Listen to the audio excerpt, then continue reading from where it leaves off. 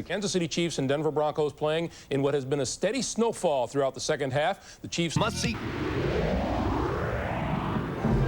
No Cleveland player on the field tonight was even born the last time this team appeared in a World Series.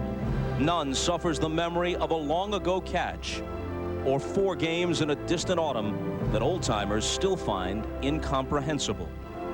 No Indian playing tonight suffers the scars of the laughingstock years between then and now. All they know is that in 1995, they were the best team in baseball. But in the other dugout, there's a team with vivid, recent, and personal postseason memories. The Atlanta Braves, baseball's best team in the 90s. The team that has known more big moments than any other. But a team still waiting for that ultimate celebration at season's end. Last night, in his first World Series, the game's finest pitcher allowed just 2 hits, shutting down baseball's most feared offense. And in his first World Series at bat, Fred McGriff went deep. Other Braves have been this close before, though, like David Justice, long a certified star. But in this, his 3rd World Series, he still seeks the ring. And Tom Glavine on the mound tonight as he was in the World Series of '91 and '92. For Justice, Glavine, and so many of their teammates, all that's left now is to win and wear the ring.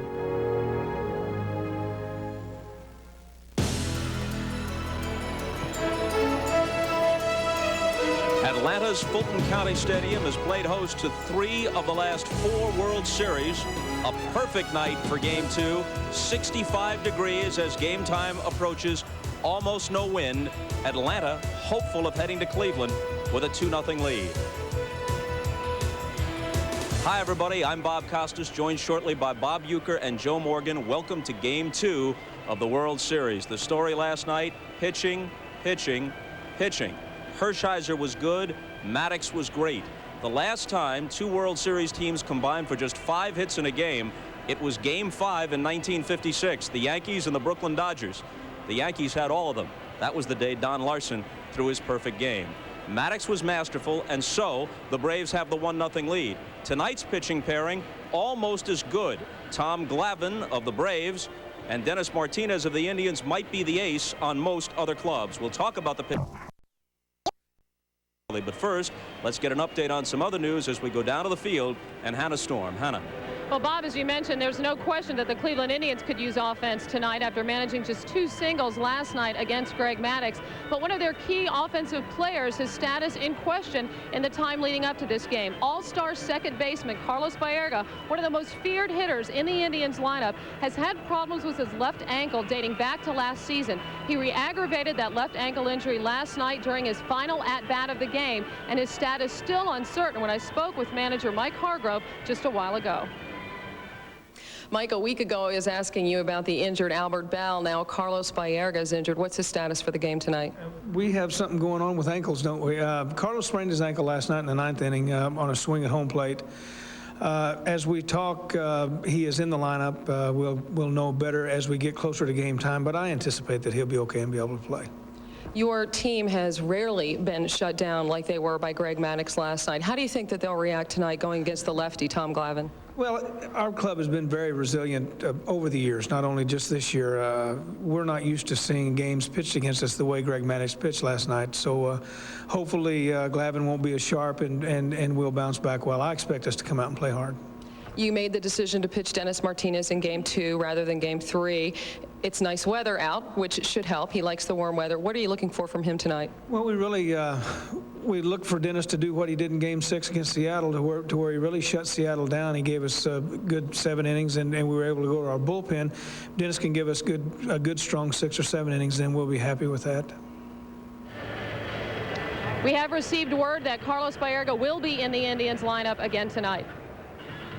We are here on the field of Atlanta's Fulton County Stadium. Just prior to Game 2 of the World Series, the Atlanta Braves with a 1-0 lead over the Cleveland Indians. Again, the big concern is their second baseman, all-star second baseman Carlos Baerga for the Indians. Baerga has just spoken with our Jim Gray. He has told Jim Gray that he is wearing an air cast on that ankle tonight. He is going to play, but he is quite uncomfortable with that air cast. I also spoke with Mike Hargrove just moments ago, and Hargrove told me that after watching Baerga in batting practice and practicing out in the field, that he feels that Baerga is only about 80%, and that if Baerga cannot go tonight or have problems, he will put Alvaro Espinoza at third base. Meanwhile, for the story from the Atlanta Braves before this Game 2 of the World Series, Jim Gray had a chance to sit down earlier with Atlanta manager Bobby Cox.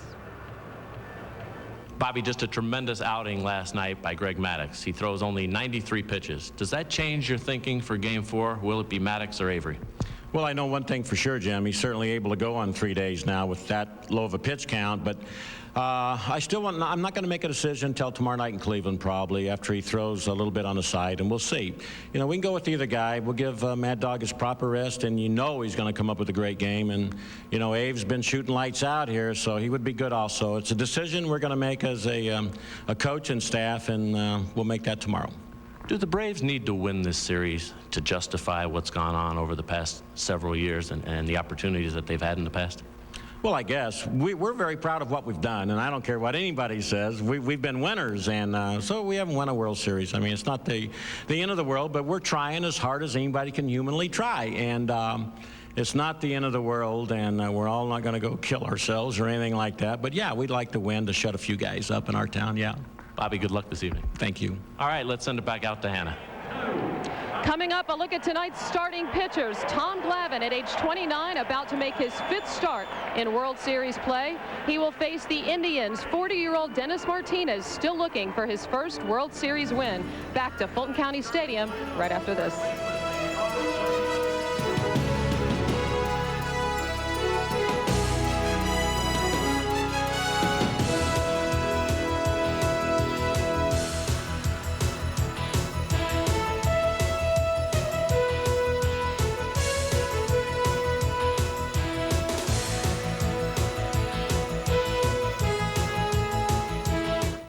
Sherwin-Williams invited some of our toughest customers. Welcome back to Atlanta's Fulton County Stadium, where the crowd is alive. The anticipation growing for Game 2 of this World Series, where both of tonight's starting pitchers pitching in their 6th World Series. But their experiences have been decidedly different. Atlanta's Tom Glavine has known personal success with a couple of World Series victories. However, his team has not won a title. As for Dennis Martinez, he has a World Series ring from the Baltimore Orioles in 1983. However, Martinez did not throw a single pitch in that World Series. So tonight, for both pitchers, a chance to take care of maybe some unfinished business. And Dennis Martinez started that process on Tuesday night when he pitched the Indians into this World Series.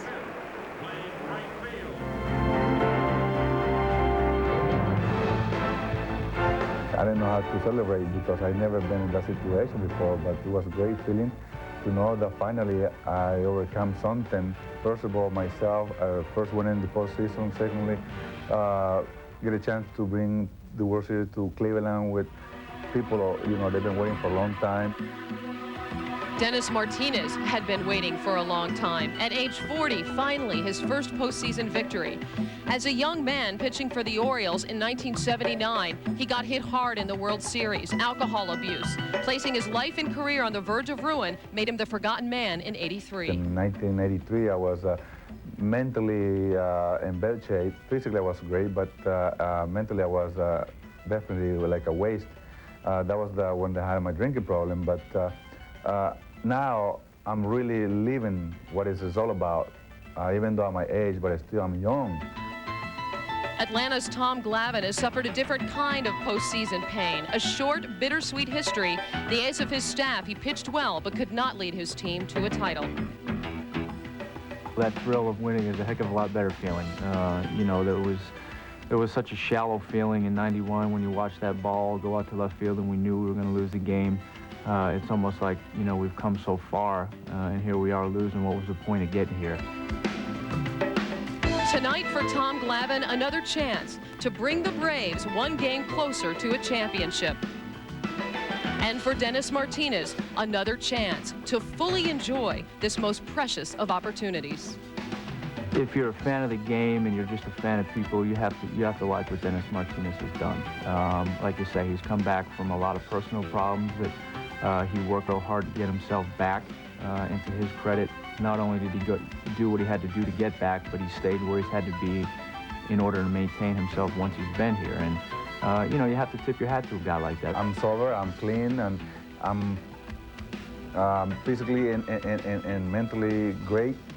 Spiritually, I'm in great shape too. So, you know, everything is great to know what is going on around me. So I'm enjoying it the most that I can, and I'm having a ball. I feel like a little kid now. So even though I'm not, but, you know, I feel that way. Dennis Martinez of the Cleveland Indians, Tom Glavine of the Atlanta Braves. Game 2 of the World Series. We are just minutes away from the first pitch. We will rejoin Bob Costas along with Bob Uecker and Joe Morgan and Trisha Yearwood with our national anthem right after this. Give any here reviewing Subway steak and cheese sandwich. In tires. Down on the field, time for the national anthem prior to game number 2. It'll be sung by Trisha Yearwood.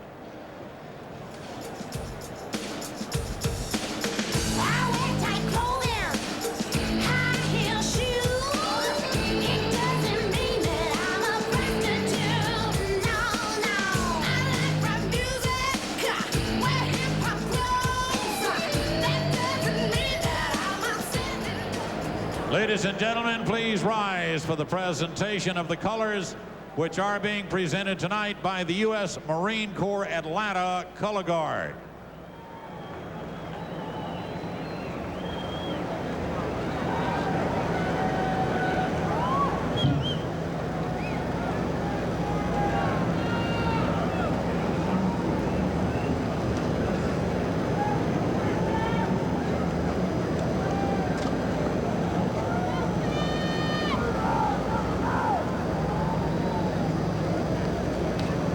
And now to honor America, please remain standing for the presentation of our national anthem, which will be performed tonight by Grammy award-winning MCA recording artist. Please welcome from Monticello, Georgia, Ms. Trisha Yearwood. Oh, say, can you see by the dawn's early light what so proudly we hailed at the twilight's last gleaming, whose broad stripes and bright stars through the perilous fight o'er the ramparts we watched were so gallantly streaming, and the rocket's red glare, the bombs bursting in air, gave proof through the night that our flag was still there. Oh, say does that star-spangled banner yet wave o'er the land of the free and the home of the brave?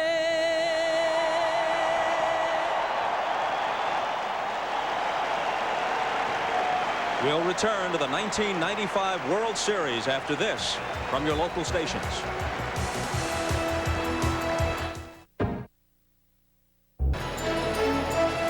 Last night at Atlanta's Fulton County Stadium for Game 1, an appropriate tip of the cap to baseball's present as Cal Ripken threw out the first ball, and now a nod toward baseball's past, the glorious past of the Milwaukee and Atlanta Braves.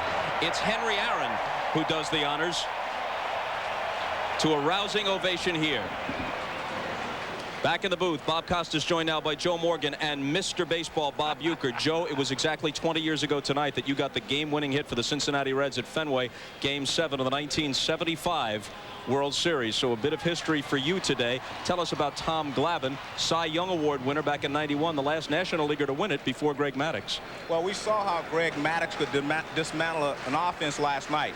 Well, if you're looking for a Greg Maddux clone, Tom Glavine comes closest. In fact, in the last 5 years, Tom Glavine has won one more ball game than Greg Maddux has in that same 5-year period. He changes speeds very well, moves the ball around, and hitters always seem to underestimate his fastball. But the big factor, he is a proven winner, and he's left-handed. That'll help him against the Cleveland Indians. Now to Mr. Baseball with Hank Aaron throwing out that first pitch. I'm reminded that as a former Brave teammate of his, you were often the first out of the dugout to shake his hand following a home run. Well, and a lot of people don't understand that. You had to be in great shape, Bob, because they came all the way from the bullpen and right. And to be first to grab Henry was something unbelievable. Absolutely. What about Dennis Martinez? We've seen him several times in this postseason, you and I. Well, a 40-year-old right-hander, and the Braves are going to see a lot of sinking fastballs tonight. Good slider, cut fastball, a curve, and he's not ashamed to come high and tight. The big question with Martinez, pitching tonight on 4 days rest instead of the full week, which helped him to be so effective in Game 6 at Seattle. And now here is tonight's Budweiser Cleveland Indians starting lineup. Kenny Lofton, who scored both of their runs last night with some base running exploits and some ninth inning maneuvers that raised eyebrows. Omar Vizquel is the shortstop. Carlos Baerga playing with the cast, the inflatable cast on his left ankle, which he sprained in his final at bat in the ninth last night against Maddux. Albert Bell, the 50 home run cleanup man. Eddie Murray is at first base, not DH, has to play the field in the National League Park. Ramirez in right. Tomey at third. Pena will catch. He's caught most of Martinez's games this year, and Martinez grabs a bat for the first time in a few years. Of course, he did hit some when he was in the National League with the Expos. Glavine was 16-7 this year. His ERA 3.08. A 3-time 20-game winner. Flashbulbs popping all around the ballpark on the first pitch.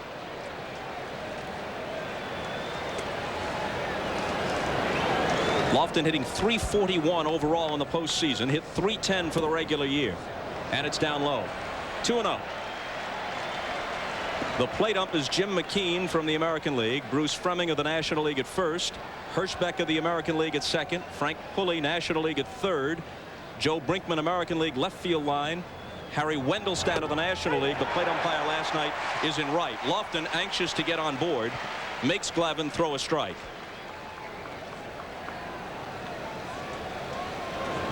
Chipper Jones in close at third base. And a chopper. They'll have to hurry with Lofton running. Belliard grabs it and unloads in time for the out. Joe, he puts such pressure on the defense, though. You have to hurry everything. Well, speed will cause you to make mistakes. Belliard, a fine defensive shortstop, gets rid of the ball very quickly, but we also saw how hard this infield is, and that high chopper was almost a base hit for Lofton. They got a place like this in Indianapolis called a Brickyard. You're right. Vizquel, switch hitter, takes outside. Only 4 for 39 in the postseason. Look at that, 103. Hit .266 for the regular year. On the corner. Harry Wendelstedt appeared to give the edges to both Hershiser and Maddux last night. We'll be watching closely to see how Jim McKean of the American League calls him. Here's the 1-1. Fouled out of play. You mentioned this infield, Uke. It is really rock hard and a lot of inconsistencies. There are some tough hops here. It's tough for both clubs, but obviously more difficult for the visitors. You know, this ballpark, and I think Joe would attest to that too. We have both played here, and it has been that way since they built this place. I mean, it's always been hard. The dirt portion. Chipper Jones, a new position, third base, 25 errors during the regular season. Easy chance there. And as a matter of fact, the outfield the same way. I mean, if you talk to the players about this place, they associate it with artificial surface. I mean, it is that hard. And as we were talking before the game, the infield is almost like birdseed. I mean, with pebbles, little pebbles on the infield, and there's a lot of bad hops, and it's very quick. Now Baerga. Questionable up until game time. Had he been unable to go, they would have moved Ramirez up to the number 3 slot and played Alvaro Espinosa at second base. Outside a ball. You know, he told me before the game, Bob, he didn't think the ankle was going to be a problem hitting from the right side. But as Joe and I were talking a little bit earlier, in the field may be a problem for him.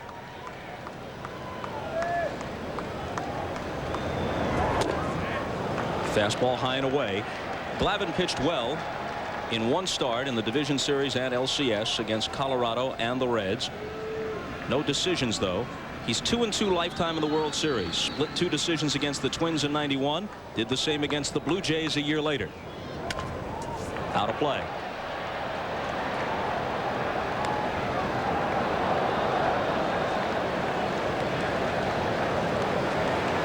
For the last 5 years running, left-handed hitters have hit for a much higher average against Glavine than right-handed hitters. It's an oddity which we'll ask Joe to explain in just a moment. Or maybe in the next inning, because this should end the first. Belliard got an easy hop. And the Indians are gone in order. Braves coming up when we come back. Tonight's Budweiser Braves starting lineup. The changes behind the plate, with Lopez in and O'Brien out. Grissom, Lemke, Jones. The first 3, the top of this order, had the lowest on-base percentage of any team in the National League. Really not setting the table all year long for McGriff and Justice. Klesko behind them hit 23 home runs. Lopez, who's played very well in postseason. Belliard, the weak-hitting shortstop, they almost have to pinch hit for him late in the game unless a squeeze situation comes up like it did in the 7th last night. And Glavine, who is not a bad-hitting pitcher, he hit .222 for the year. Dennis Martinez, at 40, has become the oldest pitcher to win a postseason game of any kind. When he won Game 6 in Seattle to wrap up the American League pennant, he could become the oldest ever to win a World Series game. At this point, that distinction is held by Early Wynn, who was 39 years old when he pitched a shutout in Game 1 of the 1959 World Series for the White Sox against the Dodgers. As always, El Presidente, the first native of Nicaragua ever to play in the major leagues, takes a moment of reflection before the first pitch.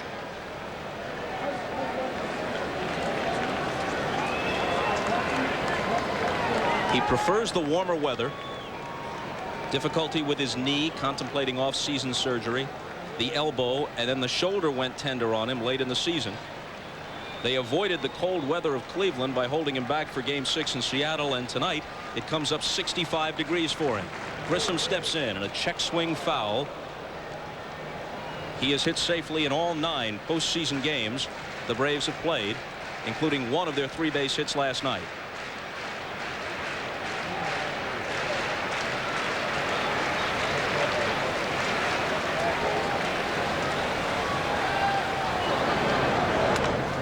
Fastball in on him. Shallow right field and a tough chance for Ramirez toward the line. He makes the catch and it would have been a fair ball. This 1995 World Series game is brought to you by Toyota and their full line of quality cars and trucks. Toyota, I love what you do for me. United Artists Golden Eye. Bond is back this November. And Budweiser, official sponsor of the 1996 U.S. Olympic team and the Centennial Olympic Games. Speaking of the Olympic Games, I think it's fair to say that there has not been to this point the kind of postseason World Series frenzy here in Atlanta that we saw in '91 and '92. After all, this is their 4th postseason appearance since '91. This is a town that has hosted a Super Bowl. They're gearing up for the biggest thing internationally in sports, the Olympics, next year. And maybe this place won't really rock until we come back here, if we do, for Games 6 and 7 next weekend. They'll be roaring from the first pitch on Tuesday night for Game 3 at Jacobs Field in Cleveland because the experience will be so fresh for them. 2-0 to Lemke, who hit .253 for the year. Remember, he had a huge World Series against the Twins in '91. 1 for 3 last night. Taking all the way, 3-0. Well, 3 times now Martinez has missed high with those little sinking fastballs that aren't sinking here on Lemke. You know, Bob, as we watched him work in Game 6 in Seattle, when they removed him from that game, and we had that shot of him on the bench, grimacing in pain and moving his arm and his shoulder, I didn't think he was going to be able to work the rest of the year. But here he is tonight in Game 2. And he walks Lemke on 4 pitches.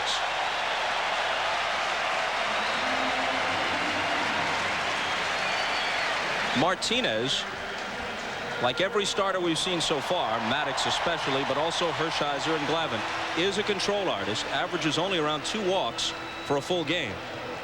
That was the amazing thing about Maddox last night, Joe, the fact that, I mean, a couple of times he went to ball 3 counts, but I could not believe watching that guy work how consistent he was inside, outside, wherever he wanted to throw. Well, he's the best I've ever seen with his control. Eddie Murray holding Lemke, and a strike to Chipper Jones.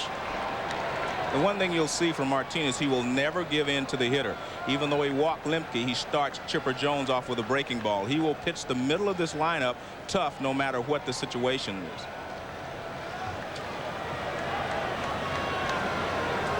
Martinez was 12-5 for the regular year, ERA barely over 3. In fact, his ERA and Glavine's identical at 3.08. You might say it's a greater achievement, though, for Martinez in a DH league, and there are generally better hitters parks in the American League than in the National.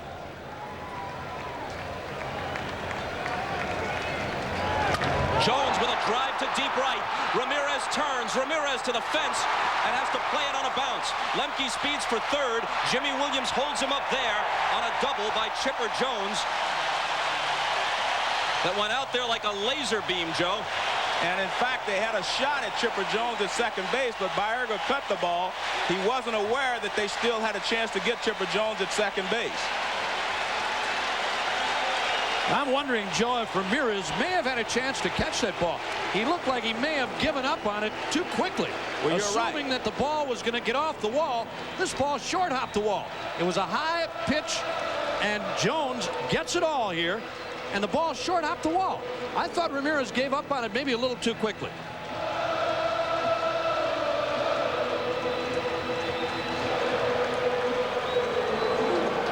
On that same kind of pitch from Hershiser, only it was a first pitch fastball last night, McGriff launched a rocket into the seats well beyond the right field fence.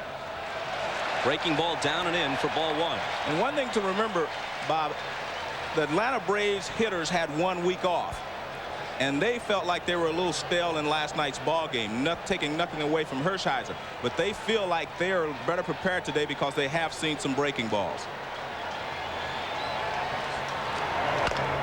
Tapped in front of the plate. Martinez looks at Lemke and now goes to first after Lemke headed back. And in fact, had they thrown behind him, they would have had him in a rundown, but Jones would have moved up, and if he stayed in the rundown long enough, McGriff would have taken second. So once Martinez was sure that Lemke wasn't going to score, he took the easy play at first. Absolutely.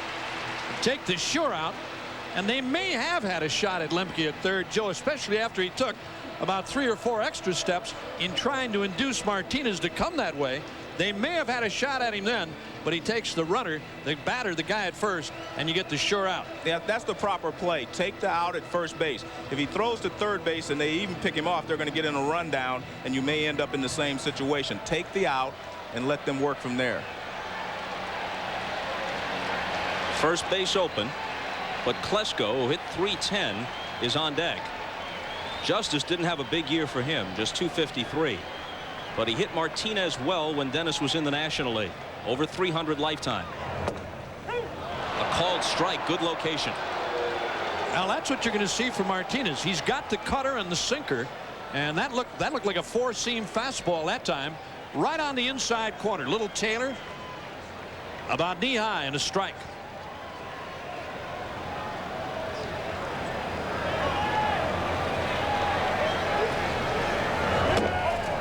A ball and a strike now. Let's not forget one thing. That was a great pitch he threw to McGriff to get out of the trouble that he was in for the moment. He threw him a changeup that looked like a fastball. He had great arm speed, looked like a fastball. McGriff topped it right back to him. And he's capable of making great pitches under pressure. That's what separates the good pitchers from the average pitchers. Every time you think you got this guy timed, he pulls one back on you again. puts a little more on, takes something off. Now the 1-1. Perfect pitch. You saw Pena slide outside. There was no way Justice could pull that ball, put it exactly where he wanted it. I love watching Pena work with Martinez. Here it is again on the outside corner, and just on the outside corner. Jimmy McKeon liked it, but I love watching Pena work with this guy. And throughout this game, you'll watch Tony Pena. You'll see him check hitters, look up at hitters, and see where they're trying to watch. See if they're trying to pick him up, sitting inside or outside. And he spoils the 1-2 pitch. Again, making him reach for it. But I think one of the reasons Justice has hit well against Martinez is he feels that he sees the ball well, and Justice is also capable of going the other way. Justice will hit a line drive to left field if Martinez stays out away from him.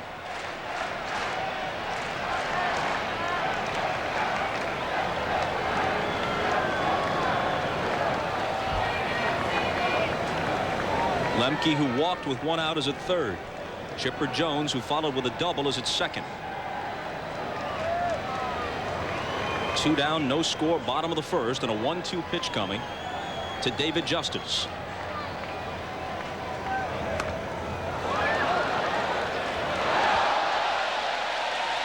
Fans reacting to a good catch made by somebody in pursuit of a souvenir.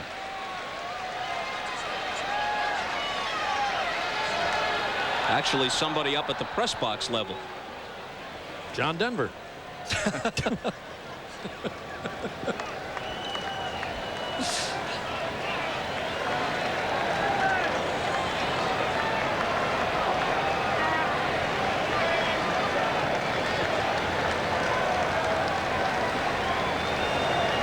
Again on 1-2. Off the outside edge. Justice has 6 postseason home runs, none this year. Joe, he just doesn't give in, does he? No, he doesn't. Talk about Maddox and all these other guys. I mean, this guy has been around forever, and you've hit against him and watched him, and he just does not give in. I mean, he's going to try and get you to chase pitches down low and away, drop a low inside curve on you, slider. And now he goes full to Justice.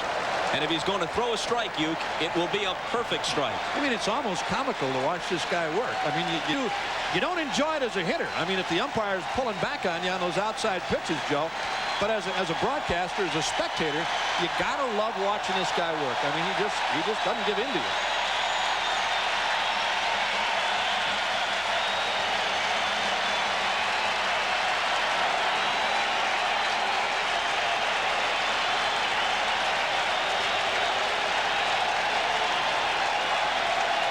Payoff pitch. Breaking ball low, and Klesko will bat with the bases loaded.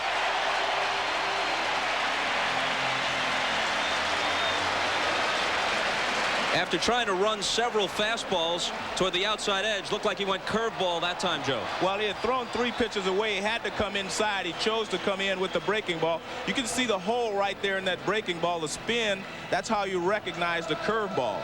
The rotation allows you to see it because there's a hole in it.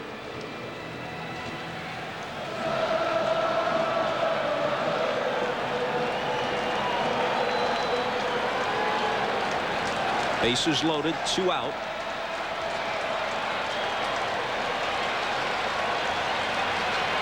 And Klesko.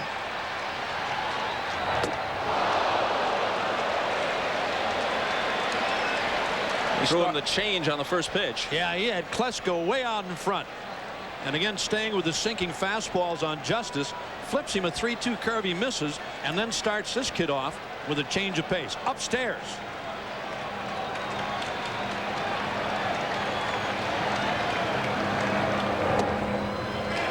A ball and a strike. Here's the way one scouting report read a few years ago on Ryan Klesko. In a few years, this kid could be hitting 30 home runs or driving a truck. Looks like the Teamsters will have to wait. 310 with 23 homers.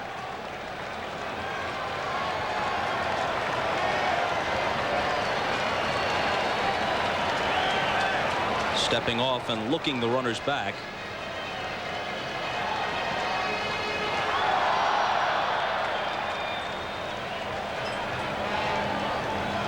Martinez taking all the time in the world in a first inning jam. And the 1-1.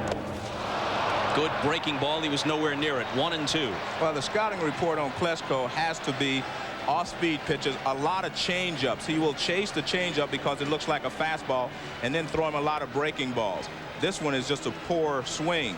This ball never started in the strike zone, and it's a great play by Tony Pena to save a run. I mean, look how he shifts out there and he makes the catch. Great stop there by Pena. That saves a run. Absolutely, Joe. Nice play on a breaking ball. So he's got Klesko 1-2, as he did Justice before walking him. And the count evens. If the Braves should lose Fred McGriff to free agency, it's likely that Klesko will come in from left field and play first base. I don't see how this club can't sign him, though. I've always liked McGriff. I've always thought he's been a good first baseman. Got power. He's going to hit for average for you. Good guy in the ball club, too. The 2-2. And one thing to remember, this was not a real good ball club until Freddie McGriff came over in '93, and they went 53-17 after he arrived. But more than just the bat that he brings a certain personality, a calming personality to the young players, and he keeps the veterans on their toes. He is a leader as well as being a good RBI man and a good home run hitter. Remember that bolt he hit in the All-Star game a couple of years ago? In Pittsburgh? Off Lee Smith. Wow. Another 2-2 pitch. Ground ball foul. I say last year, 2 years ago, last year. You know, with all the strikes and the other nonsense, it's hard to keep track. It is, you're right.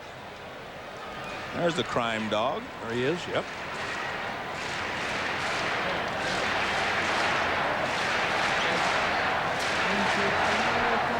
A lot of clubs will bid his price up once this season is over.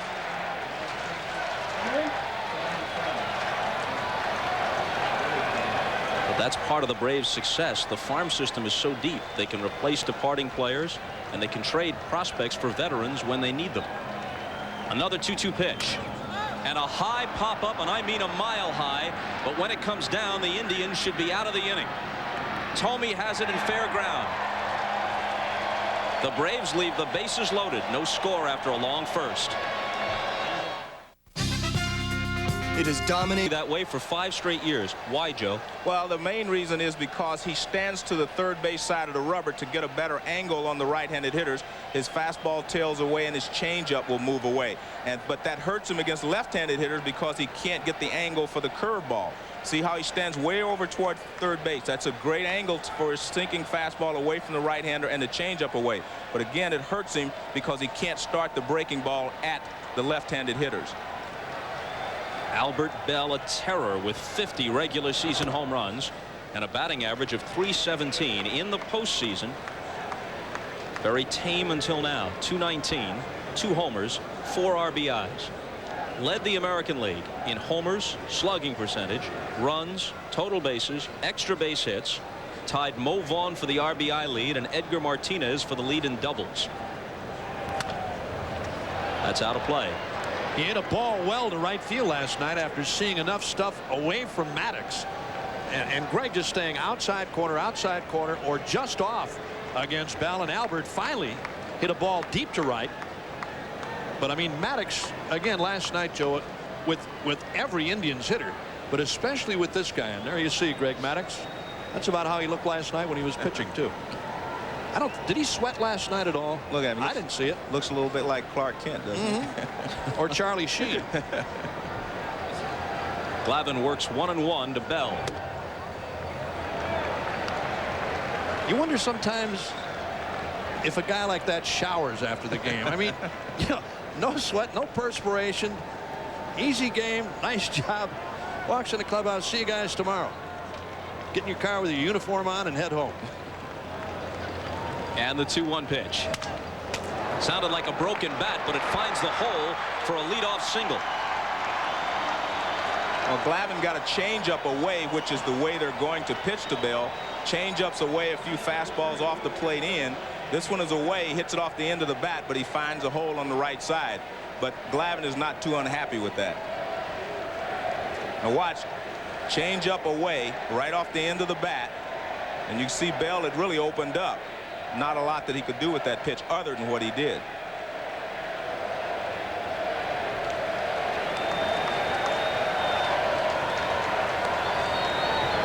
Now Murray, who played only 18 games at first base for Cleveland, once a terrific fielder as well as hitter. And a drive on the first pitch that may leave the yard. Chasing it into the corner is Klesko, and it's gone.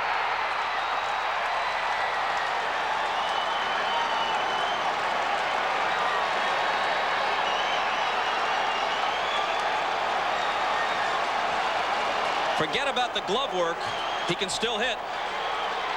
Well, he had been 0 for 11 from the right side in postseason play, but he can always hammer that high fastball. Glavine makes a mistake, and Eddie Murray makes him pay for it. High fastball. Now that one didn't ride, Joe. It didn't ride away from Murray. Here it is one more time. As you said, high hanging fastball, and when he hit it, he knew he got it all. Right on the fat part. Klesko to the wall. Adios. So after the Braves leave the bases loaded in the bottom of the first, the Indians immediately strike for 2 in the top of the second. Glavine seldom allowed a home run during the regular year. In 200 innings of work, only 9. But he did struggle a lot in the early innings. He gave up most of his runs early in the ball game. But I think this was very important for the Indians to show the Braves that they can score, that they can put some numbers on the board. Ramirez, who had 31 homers of his own during the regular season. 2-1. Well, as they did against Seattle, losing game 1, coming back, lose the opener in Cleveland, come back, and then sweep from there. I mean, this club can score runs and score them in a hurry. Only Greg Maddux allowed fewer home runs in the National League this year. He gave up 8, Glavine 9. The Indians have been shut out only 3 times all year, never held to as few as 2 hits until Maddux shut them down last night. When you watch Glavine and Maddux, you're watching 2 clones almost. The only difference between the 2 is that Maddux in the entire ball game last night never got a fastball up that high. Glavine doesn't have quite the control that Maddux has, but he's very close. Full count to Ramirez. He reaches for it and rolls it to Jones, who charges and throws him out. Well, Tom Glavine is 3-6 overall in terms of postseason decisions, 2-2 in World Series play. And he has been, at least to date, a different pitcher outside the regular season. In 74 innings of postseason work, he's allowed now 11 home runs. So he's made a lot more mistakes in these big games.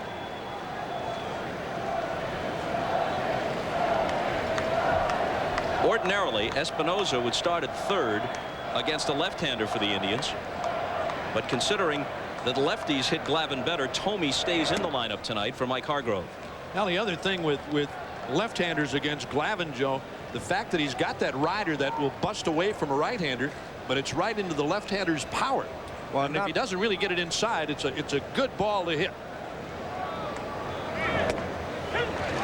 And not only that, a lot of left-handed pitchers do not like to throw left-handed hitters changeups, and the changeup is one of Glavine's best pitches. I think he will throw Thome some changeups and try to keep them away.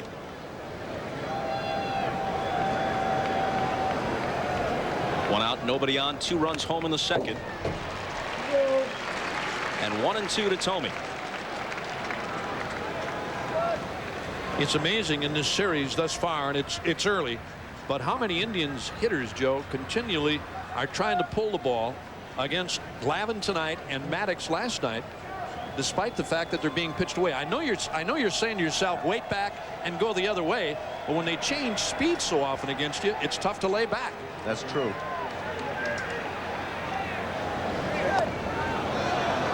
Misses 2-2. Mike Hargrove said he had one regret about last night's game. Wished that he had pitched out on the first pitch to Rafael Belliard. A lot of people were anticipating the squeeze. Bobby Cox said he decided to put it on when he ran out to second base to argue. A bouncing ball toward Lemke. Easy play for him. He made only 5 errors all year long and might win his first Gold Glove. Anyway, Cox said when he ran out to argue the play where Vizquel appeared to juggle the ball trying to get the force at second, and Bruce Fleming called the runner out anyway. As he was running out there, he's thinking, well, Belliard's up next. We got a man at third. We're going to put the squeeze on here. And Hargrove wasn't 100% sure, and with the bases loaded, I guess he didn't want to run the risk of having his pitcher fall behind with the first pitch out. Well, but I think also one of the problems is that Hargrove has managed in the American League his entire life with the designated hitter. He is not accustomed to making those types of decisions with 8th place hitters up there. They do not put a squeeze on very often in the American League because they have DHs. Let me correct myself. First and third after the force play, not bases loaded in that situation in the 7th. Go ahead, you. Wasn't it funny when Bobby Cox told us, he said, when I put it on, I say to myself, hey, if he pitches out, we're dead anyway, but I'm going to take a flyer.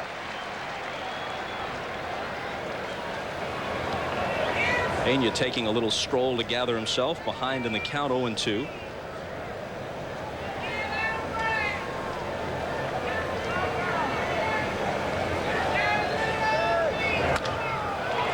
In the air, center field, Grissom.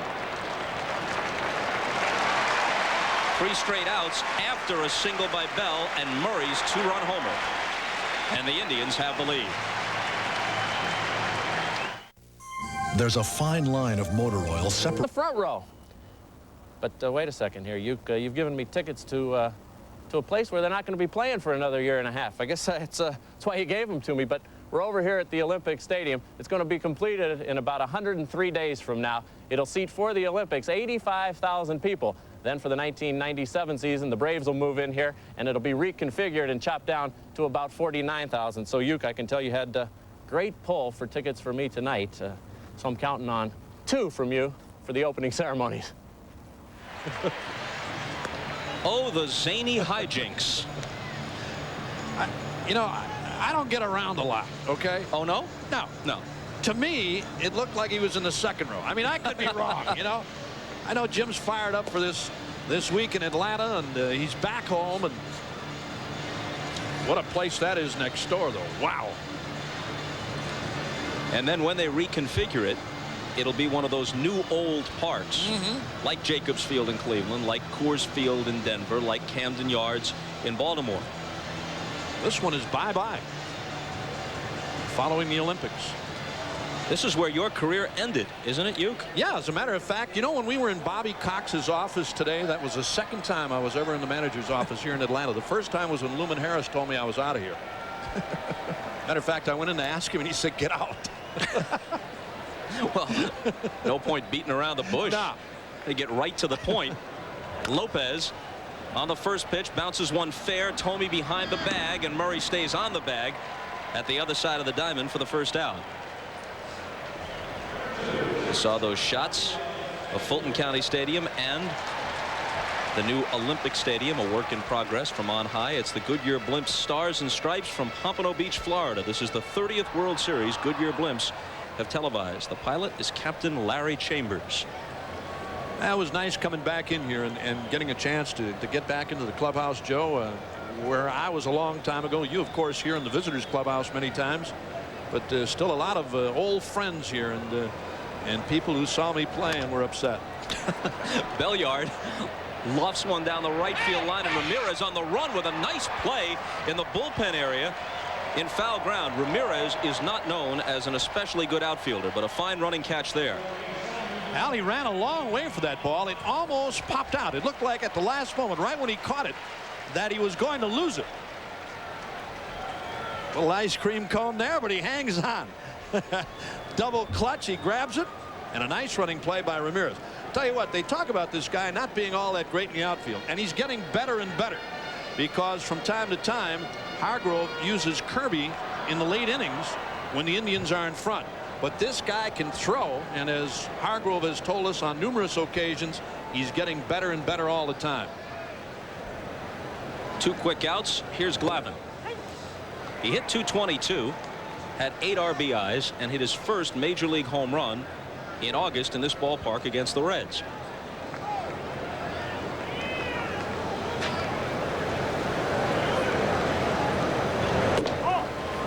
We're in the bottom of the second. Eddie Murray's homer following an Albert Bell single in the top half of this inning has given the Indians a 2-0 lead. Braves had second and third with 1 out, bases loaded with nobody out in the first against Martinez, and couldn't score. Off-speed pitch cut on and missed.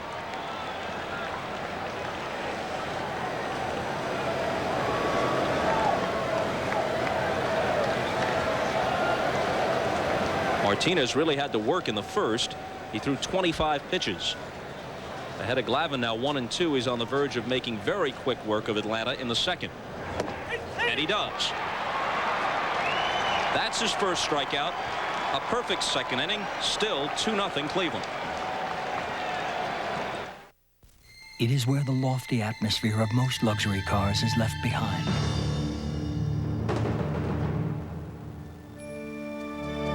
It is the American-built flagship of Toyota, Avalon.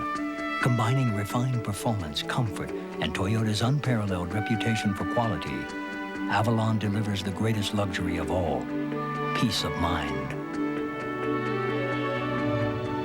Avalon. Experience the tranquility. There's this college team I practice with to stay in shape. Each one is out to prove that they can hit the Ryan Express. I'm out to prove they can't. Right there. After a day of fastballs, it's Advil for me. Nothing has shown me that it works better or lasts longer than Advil. For sore muscles, more doctors recommend Advil than any other pain reliever.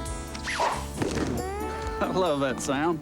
Advil, advanced medicine for pain. For years, people have done their thinking on the run.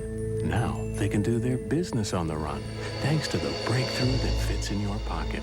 Zorus, the personal digital assistant from Sharp that gives you the freedom to write it, type it, sign it, and fax it anytime, anywhere. John, hello, mate. Just got your fax. But you really should get out of the office a bit more. I've been working on some new off-speed pitches lately. This one I call the crazy ball. It goes between 97 and 98 miles an hour. It tails into left-handers. What was that? This one I call Mr. Snappy. Mr. Snappy has a mind of his own. A lot of guys, they don't like Mr. Snappy. That's gotta hurt.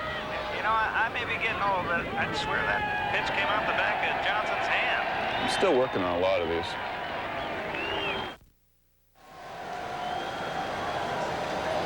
Back in Atlanta, the Indians trying to get even before an off day tomorrow, and then Game 3 Tuesday night at sparkling new Jacobs Field. Check the football scores. Wild one at Soldier Field, and the Bears win it.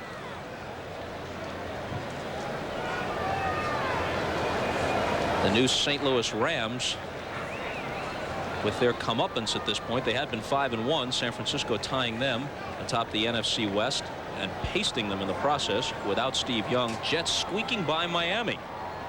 Where did that come from? Atlanta over Tampa Bay. Here's Martinez stepping in. He was a 143 hitter in his years with the Montreal Expos.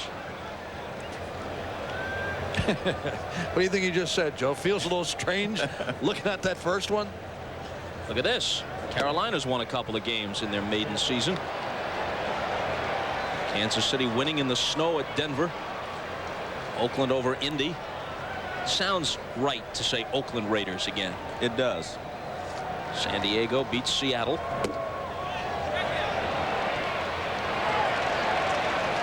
Bruce Fleming involved in the controversy at second base last night, and the replay showed that he missed the call. They checked with him on this one to see if Martinez committed himself, and he says yes, he did. Yeah, that was a good call by Bruce Fleming that time. Martinez now as a hitter didn't think he went. All Fleming said last night was, I had it right. I had it right. And he and his colleagues usually do. Last night he didn't. Yeah, he was He was a little off last night. No big deal. The 2-2 pitch. Line drive caught by McGriff.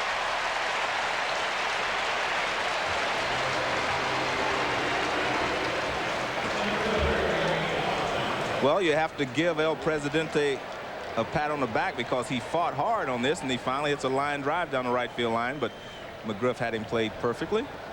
Since 1986, when Peter Ueberroth changed things a little bit during his stint as commissioner, they've been using the DH in the American League Park in the World Series and no DH in the National League Park.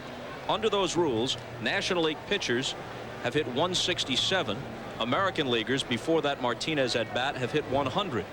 On the other hand, American League DHs in their parks have hit 256. The National League's DHs, this is kind of surprising because you should just pull a good bat off the bench, just 195. Yeah, but you have to remember, being a DH is like pinch hitting, and that's the most difficult job to do. People who are accustomed to DHing, you know, have a rhythm. They know how to prepare themselves. Lofton grounded out his first time, a bullet, but Lemke has it.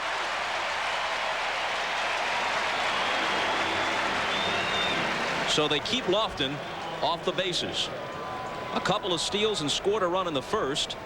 No one in the park knew what he was thinking in the ninth when they were down 2 and he tried to go from first to third on a ground out. He not only made it but forced McGriff into a wild throw, but it was a strange choice by Kenny. He did score the run. He was fired up about it and fired up today yet. But that was a tough play, and could have been a very embarrassing play for Kenny Lofton. I really think he helped Greg Maddux in that situation. He took him out of the stretch where he could go to the windup, and all he had to do was keep the ball in the ballpark. And he threw all changeups away to Baerga. So I really think that worked to Cleveland's disadvantage. If he would have stayed at second, Greg Maddux would have had to stay in the stretch. You know, it's almost tough to tell a guy like that, Joe, who's so aggressive. I mean, he's like that all the time. You know, to kind of pull back on yourself a little bit. Vizquel slices one foul. Boy, what a job he did in that playoff series against Randy Johnson, didn't he, Bob? I mean, and Joe, you saw it. I mean, I don't care who you are as a left-handed batter. That guy is intimidating. And Lofton hung in there on breaking balls, and then when he'd get the high fastball, I mean, he'd rifle a bullet to left. And he broke the backs of the Mariners with that scamper from second base on the pass ball. And taking nothing away from the Bulldog, Hershiser's performance in that series, I still think Lofton was the most valuable player personally. Well, when he scored from second in the 7th inning, it was 3-0, but the game and the series were over. And the voting was already done. Yeah, you could, right. Hershiser had already won at that point, but you could see the shoulders of the Mariners sag. Absolutely. After fighting so hard and so well for so long, they were done after that play. 2-2 to Vizquel. Yeah, you wouldn't get any argument there, Joe, but I think everything had been done already. And as you look at Orel Hershiser, last night's loser in a very tough outing. First postseason loss ever. Now 7-1.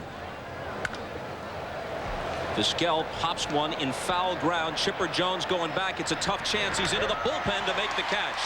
All kinds of foul ground in this ballpark. You saw it with Ramirez earlier. Jones here. Indians out in order. By the shortstop or the left fielder, but look, he goes all the way down in the bullpen. The ball never in his sight, always over his shoulder, and he makes a fine catch there in the bullpen. You play a full year in this park.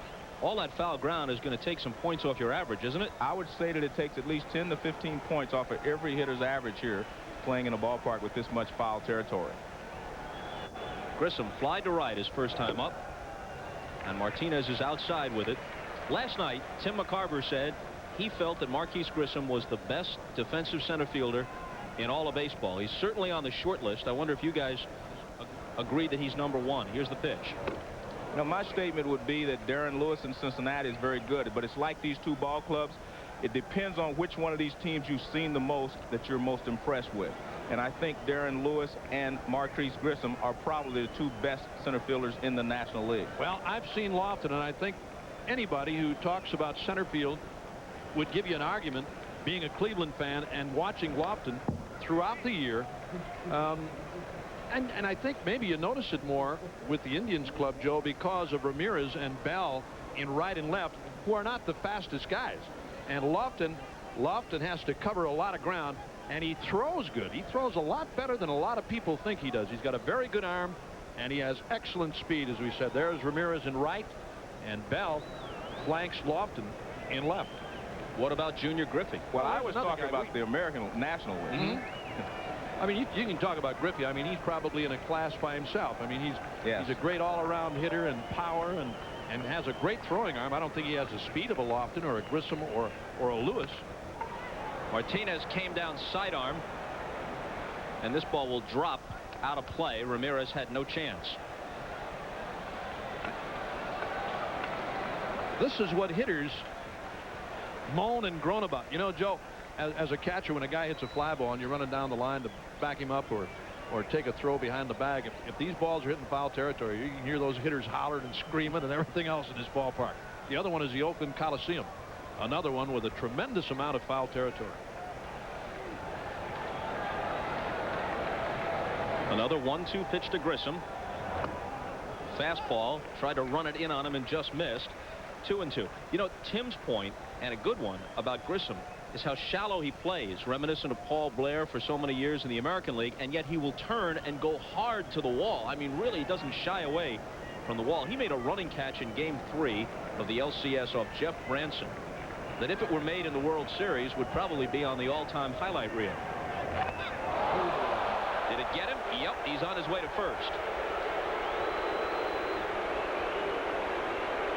The fans booing, and in fact, as you mentioned, Uke, Martinez does pitch inside a lot. He hit 12 men this year, but it is obviously not his intention to hit Grissom as the leadoff man. No, you're right, and I think this is a sidearm fastball, and you can see it. You can see that spin on that ball sinking inside.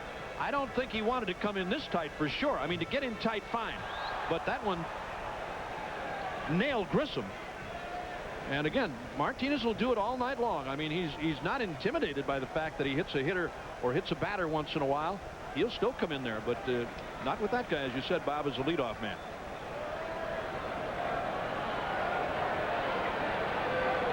Lemke drew a walk in the first. Grissom stole 29 to lead the Braves. Nobody else in double figures on this squad in terms of steals.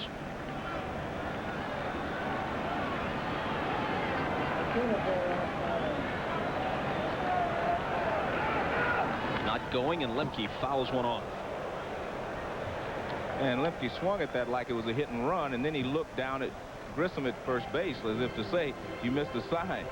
That's what he's looking at right now to Jimmy Williams. He said, hey, did I miss one? Or did he? Well, you see this pitch is way outside, and he's protecting Grissom, but Grissom was not running. And then in the next pitch, Williams gave emphatic signs like, hey, you missed one, watch me. That's what Bobby Cox is saying right there, too. What's going on? Did he miss one?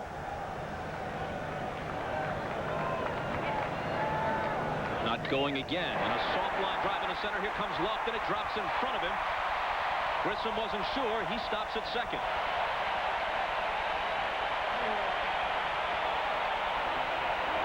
Time runs aboard in the bottom of the third. That's one of those situations where you say, I hit it like he threw it. It was a changeup, and he just flipped it out in the center field for a base hit. Well, he went down on Hershiser's fastball last night and lined a bullet to center after Hershiser kept going away on him, Joe. When he finally had to come in there, and Lemke's sitting right on it. Knee-high fastball hit a bullet to center. Now Chipper Jones, who doubled his first time up. 2 on, nobody out. And ball 1. And because Chipper hit a high fastball his first time up, Martinez starts him off with a curveball here, and he will probably try to get him with changeups and at least try to get the sinker down and away.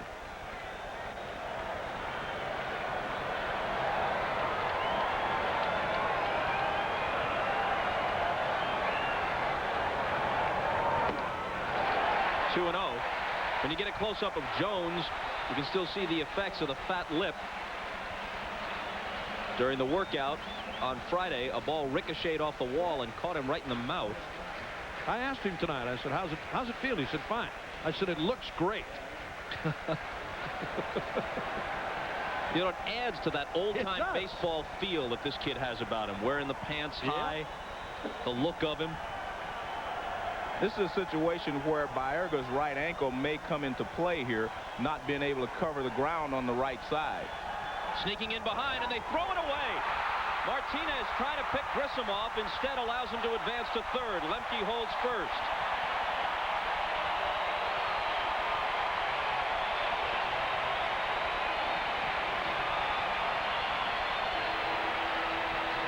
Joe, this looks like a situation where Martinez may have thought that Baerga was going to be the cover man. He threw that ball on the right side of the bag, on the right field side of second, not even close to Vizquel, who was the cover man. Look where that throw is. And even had it been Baerga, it may have been wide for Baerga to the right side, too.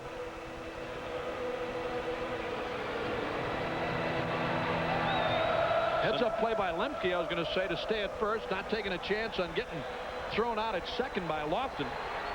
Huge trouble for Martinez, behind on the count, 2-0. Jones swings and drives one to left. Albert Bell will make the catch. Grissom tags and scores. Lemke retreats to first, and it's 2-1.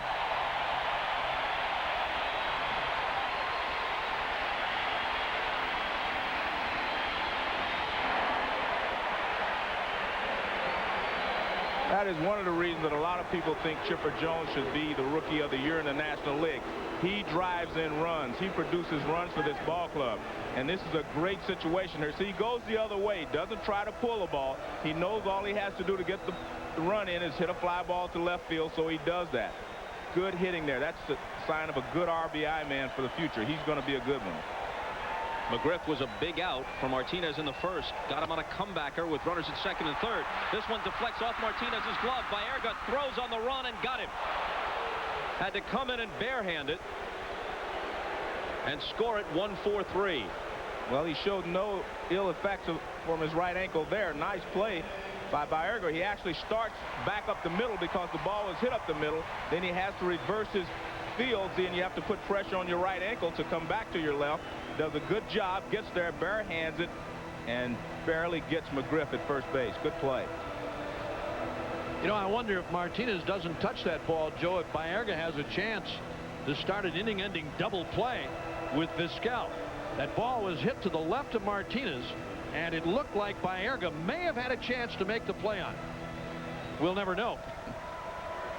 Martinez still an excellent pitcher, but one thing that goes when you get to age 40, your reflexes slow a little bit. He's been hit by 3 or 4 comebackers this year where he couldn't quite get the glove up, been hurt on a couple of them.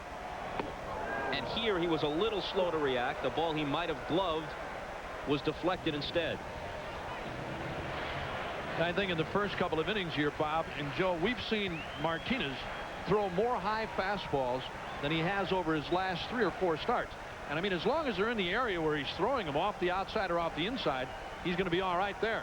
But if he takes one high and around a hittable area, somebody's going to stiff him. 2-0 now to Justice, who doesn't have an extra base hit in this postseason and has just 1 RBI in 9 Braves division, LCS, and World Series games to date. And he has hit well against Martinez in the past, but I think a lot of the injuries he had this year has really taken its toll on his production. Sore shoulder, bad shoulders, bad knees, bad ankles. The 2-0 pitch is ripped to right. Ramirez a late break. It bounces in front of him. Lemke being waved home, and the game is tied.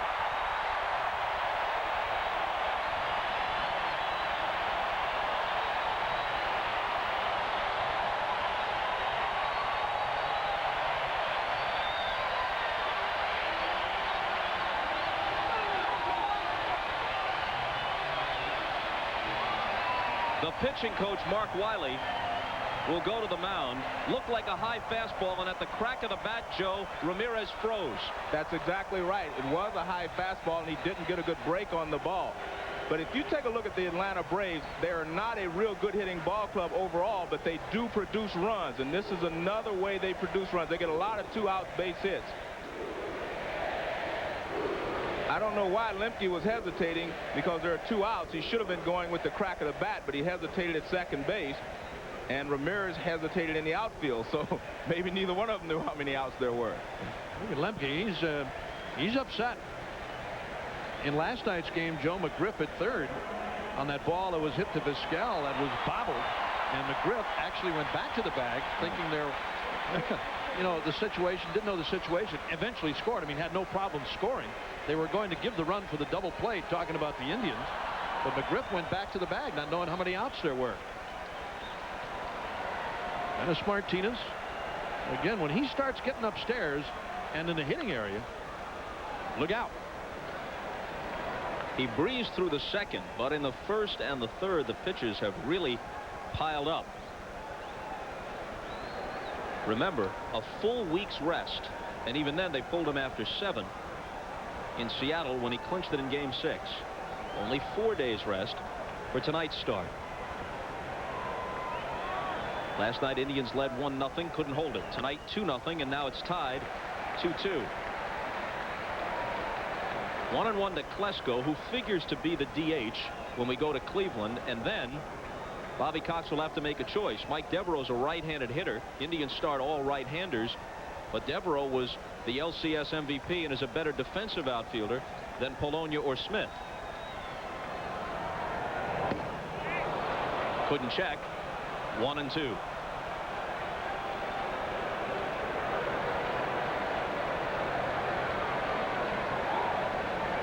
So it'll be an interesting decision for Cox. Smith and Polonia, the left-handed hitters.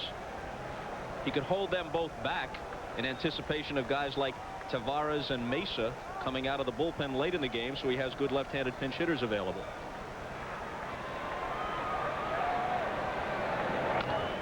Breaking ball, tap foul. How about when we were in Bobby Cox's office tonight and talking about his options, and he asked us, what would you guys do?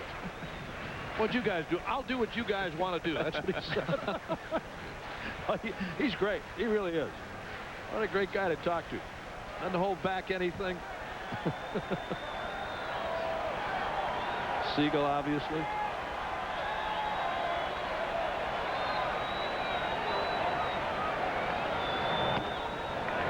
Two and two. This for Cox is his 5th postseason, 4 with the Braves, and then in 1985 a very good Toronto Blue Jay team had a 3-1 lead on Kansas City, the eventual world champions in the American League playoffs.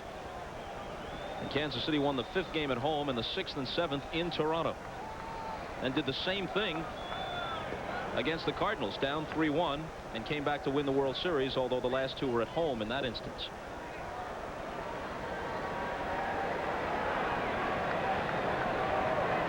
Every batter in this inning has hit the ball hard, even the outs off Martinez. Full count to Klesko.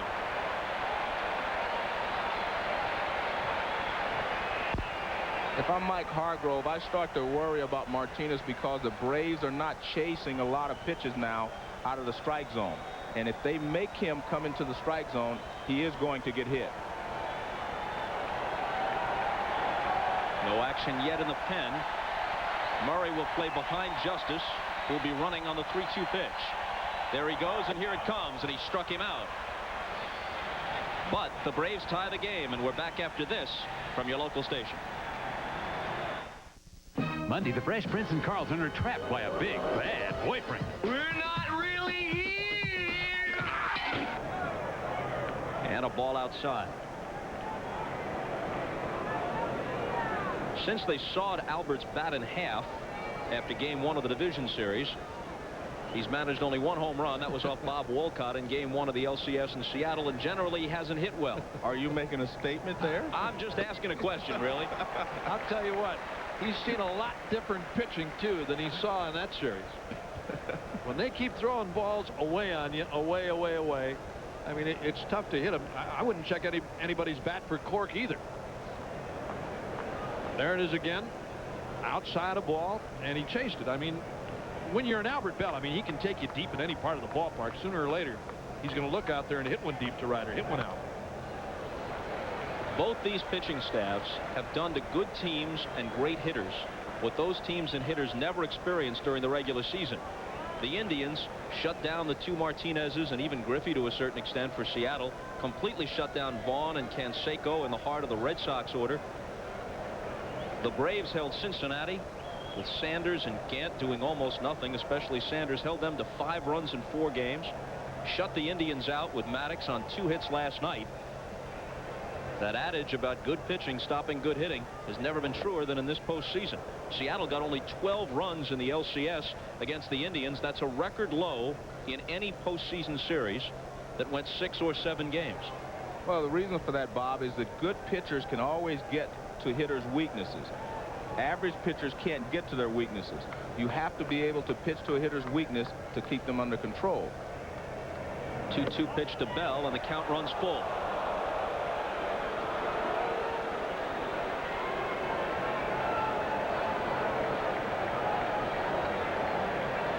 The first 5 outs Glavine got were all ground outs. The last 5 have all been in the air.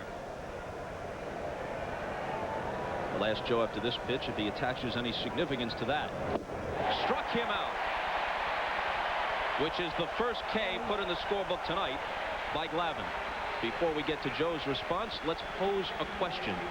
Tonight's Toyota Diamond Dust baseball fact: Lefty Williams, as you all know, lost 3 games for the Black Sox in the 1919 World Series.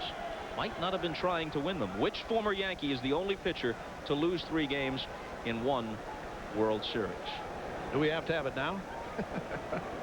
There is no prize, so take your time. All right. Here's Murray, who homered his first time. Outside for a ball. What about the significance for me is that now he's going to more changeups, whereas he was throwing more fastballs, sinking fastballs early. But I think that's his MO. That's why he gives up more runs in the first 3 innings than he does later in the ball games. I think he finds his rhythm and he starts to use his changeup more effectively. The high fastball was the one that Murray hit out. Some of the balls were hit on the ground were sinking fastballs. But now a lot of changeups are being mixed in, so he's getting a few more fly balls. And he falls behind Murray 3-0 with Ramirez on deck. That's like 3 in a row. 3 off-speed pitches in a row, Joe. And the last one high and outside against Murray, but again, the off-speed stuff. Right. You and I talked earlier about Murray, and as he gets along in years, still sits on fastballs both ways. And I mean, if you make a mistake, he still hits you hard and hits you deep. And Glavine is well aware that a green light is flashing if Eddie Murray sees something he likes. Come on back, Eddie. Well, that was not a fastball. That was not a 4-seam fastball. Looked like he turned us over a little bit and took a little bit off, and Eddie is questioning the pitch. See, that is not his good fastball. That is a fastball that he took a little bit off of. We should see a lot of rotation, and you do on that, because he's turning it over a little bit and taking some of the speed off. The 3-1 pitch. Now he strolls to first. Same pitch. So Glavine records his first strikeout and his first walk on consecutive hitters here in the 4th.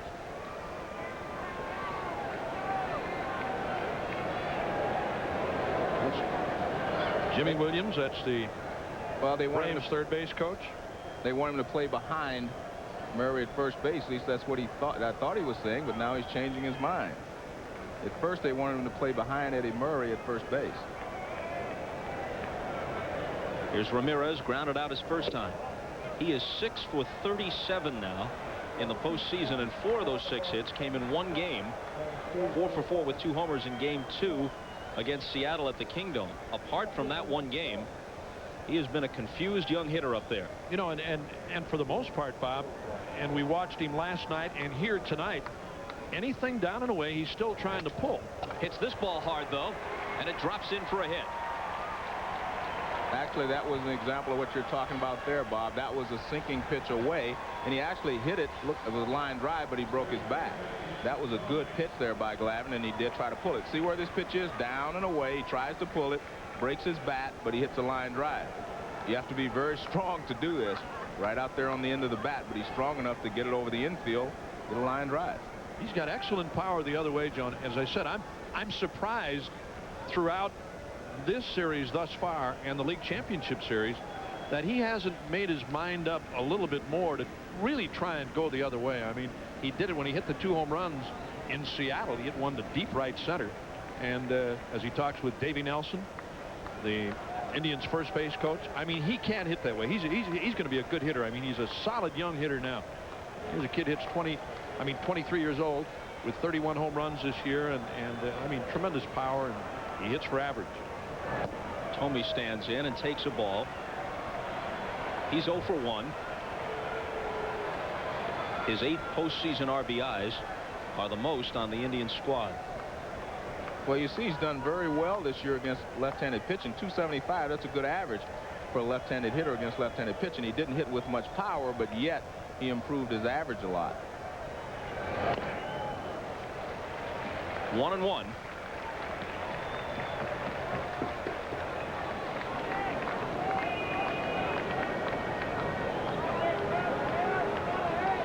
But remember, in the past, Glavine has not been that effective against left-handed pitching. And I always wonder why he doesn't move over to the first base side of the rubber when he's pitching to left-handers and go back to the right-hand side of the rubber when he wants to pitch to right-handers. So he stays over on the third base side, and that takes a little bit of the angle away from the left-handed hitter. Sliced foul, 1-2. I know one thing, if you're going to stay on that side, and not so much with a fastball, Joe, as you talked earlier, but if you're going to try and throw breaking balls to a left-handed batter as Thome heads back to the dugout for a new piece of wood, if you're going to start from that angle and throw breaking balls to a left-hander, you're going to have to start that thing way inside on that guy to have it come back and catch the corner or be a decent-looking pitch to hit anyway. At 39, Eddie Murray obviously doesn't run very well. What about the outfield arms in case of a sharp single here with 2 out? I still think that he will be able to score, especially with 2 outs. And you look at Klesko in left, he doesn't throw that well. Justice used to throw very well, but he's had problems with his shoulders this year. Grissom, average thrower in center field. Not any great arms in the outfield here.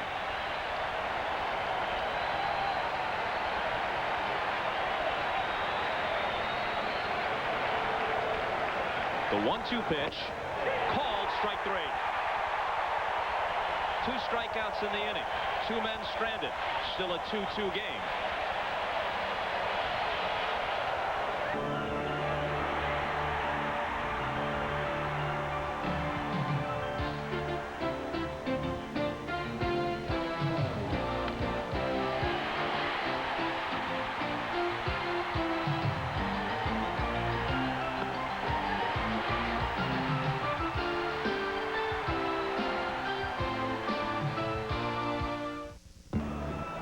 Welcome back to Atlanta, to the house that Hank Aaron built. I am now seated with the home run champion, Hank Aaron.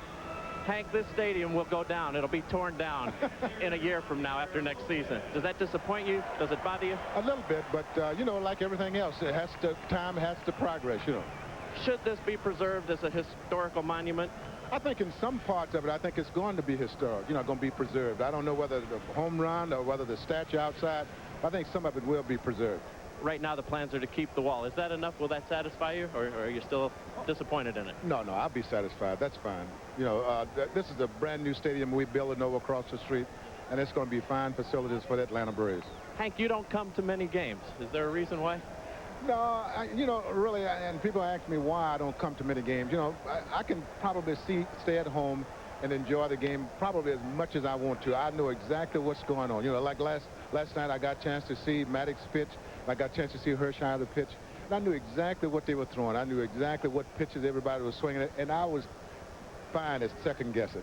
Hank, it's great to see you. Congratulations. You've been a tremendous asset to the sport. It's always good to see you. Thank you very much. All right, Bob. Al, it's still nice to see Henry bringing his lunch to the ballpark. Brown bagging it. You know, there is just no justice. I mean, Hank got all the ink.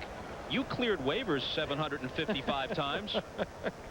You didn't get any pub out of that, did you? No, you know, I was one of those guys. I didn't worry about stuff. Javi Lopez with a drive. And back goes Albert Bell to the 385 sign to glove it.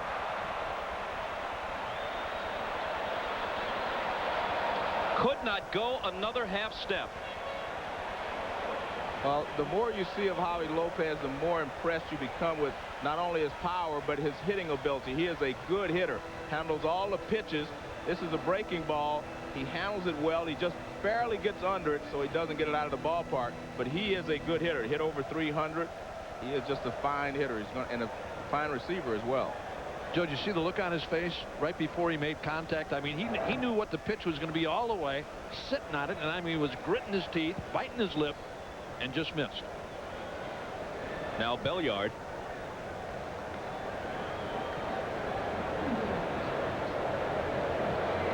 Playing in his 5th consecutive postseason. He was with the Pirates in '90.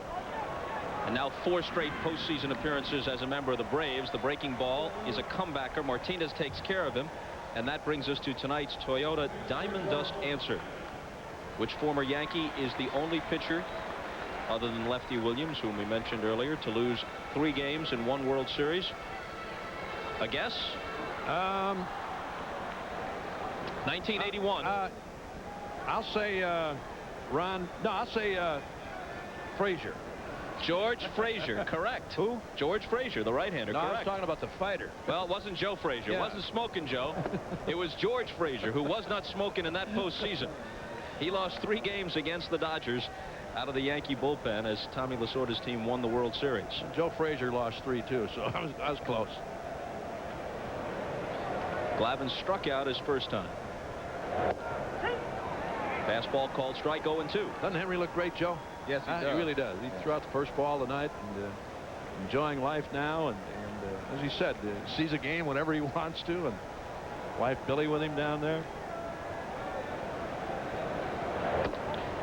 Yeah, hard to imagine he wouldn't be able to see a game whenever he wanted. Calls the front office. Hi, this is Hank Aaron. A couple of ducats for tonight. Sure. I'm sorry, Mr. Aaron. We're sold out.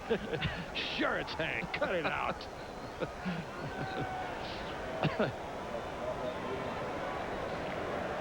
Didn't you locker next to him? I was locked in a locker next to him, yes. Out of respect, there is still a locker for number 44 yes, sir. At Fulton County Stadium. I imagine he'd like to be near you. That would have been your locker. Just so that he could consult with you for tips. Yes. Well, we kept a lot of our mail in that locker because we used to get so much, Hank and I. Yeah, he was, I'll tell you, he was a great guy to be around, and still is. A longtime friend. Played in Milwaukee to finish out his career as a Brewer.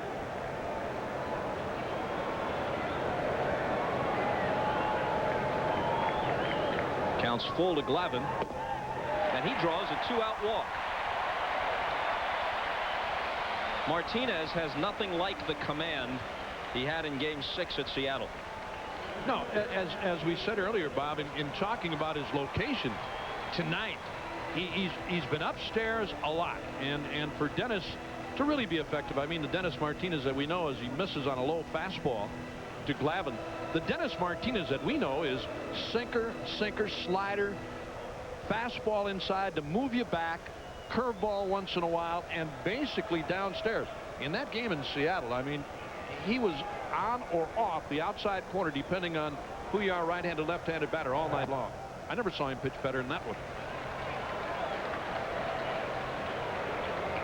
I mean, not that he's pitched a bad ball game here tonight by any means, but he's been sharper.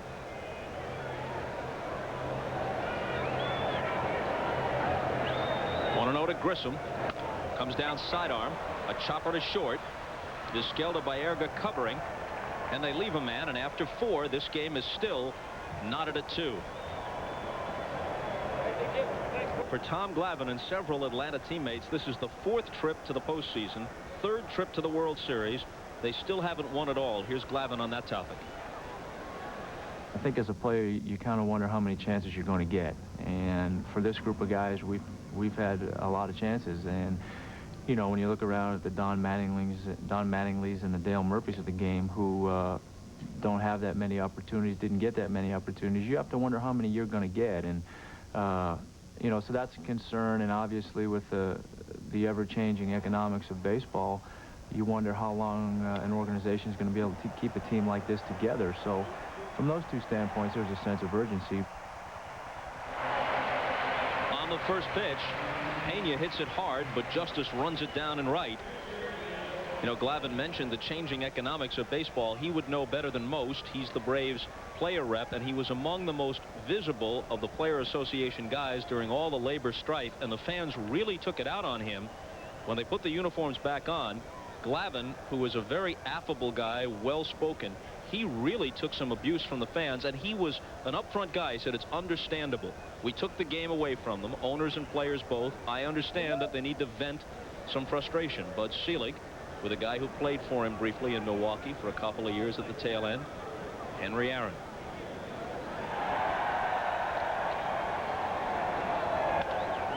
Martinez makes contact. Justice again in right on 2 pitches, 2 outs in the top of the 5th. Another view from the Goodyear Blimp Stars and Stripes from Pompano Beach, Florida. This is the 30th World Series Goodyear Blimps have televised. When does the term interim, or the word interim, disappear from in front of Bud Selig's name as Commissioner of Baseball? Presidents have had shorter terms. Well, he's elated in Milwaukee anyway because of the new ballpark that is supposedly going to get underway next spring, due to be finished in 1999. But again, I think he enjoys the job, Bob, as the so-called interim commissioner. And again, I don't know how long he wants to keep it, if he wants to keep it on a permanent basis or not. It's a beautiful rented coat he has tonight anyway. Well, it's one of the perks when you're baseball's nominal czar. Yeah, I know that. I know that. Voice of the Brewers. Lofton's 0 for 2. He has now been the interim commissioner longer than Fay Vincent was the actual commissioner following the death of Bart Giamatti. That's not a bad payday, too, I guess. Has its rewards. A ball and a strike to Lofton. I'm on my best behavior tonight. It's the World Series, and I'm enjoying myself, and so I'm reserving political commentary. I can't believe how relaxed you are. Taking a lot of pressure off me.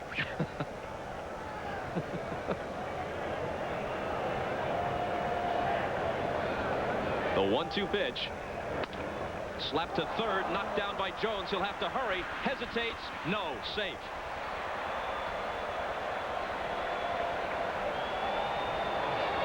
When he double clutched on the throw, it was over, Joe.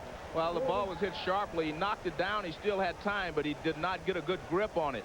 Now watch, he'll knock it down. Now watch, when he reached for it, he does not get a good grip right there. So he has to re-clutch, and when he does that, it's all over because Lofton is across the bag.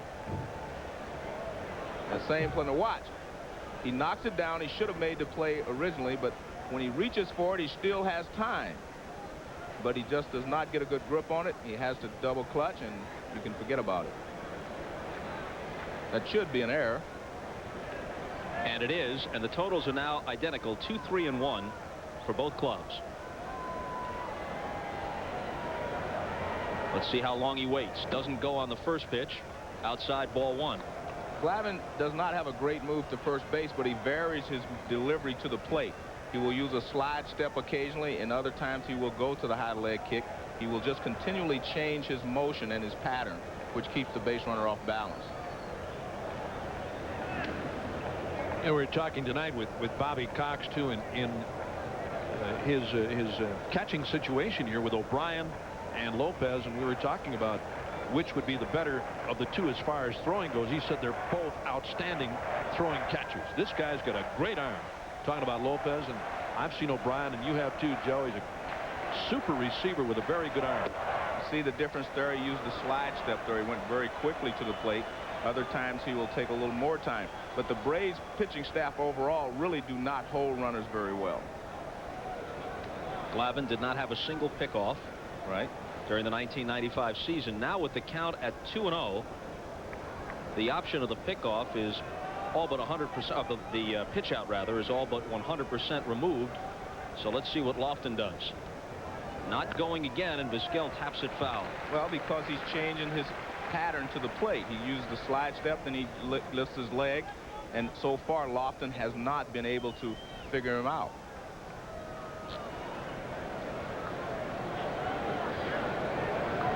In fact, I am more impressed with Lofton as a base runner than I am as a base stealer. There is a big difference between the two. He has led the American League in swipes 4 straight years. He's going now. Vizquel takes it, and the throw is not nearly in time. And that was not a good throw by Lopez. He did not get a good grip on the ball.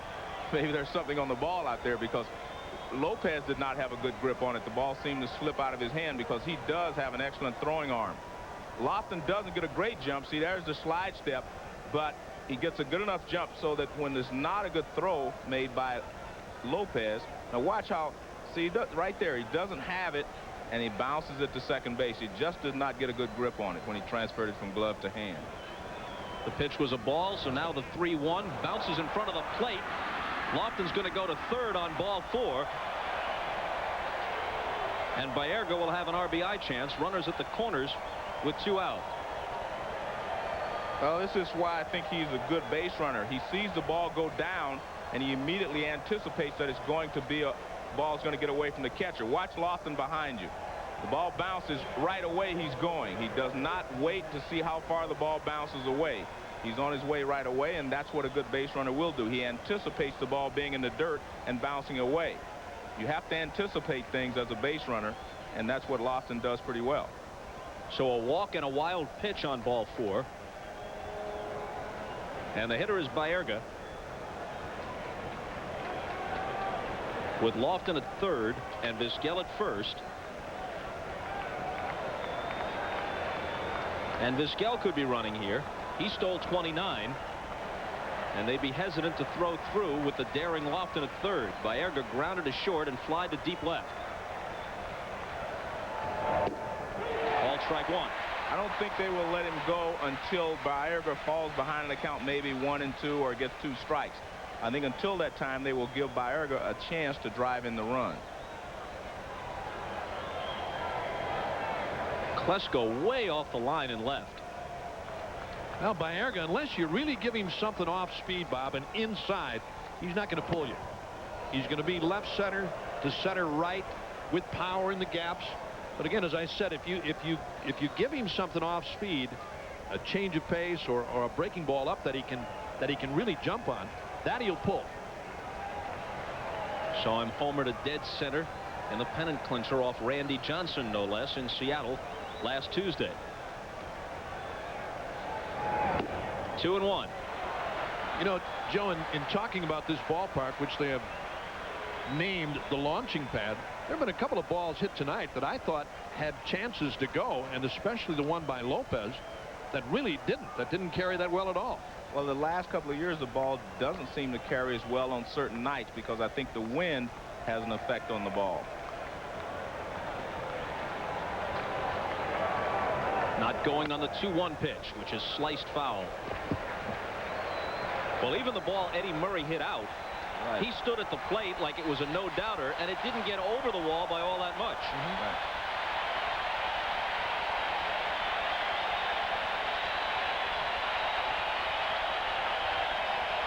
Fans everywhere doing what the Kingdome fans started in tribute to Randy Johnson, rising with 2 strikes on the opposition hitter. Full count. So Vizquel will be off from first. Lofton at third.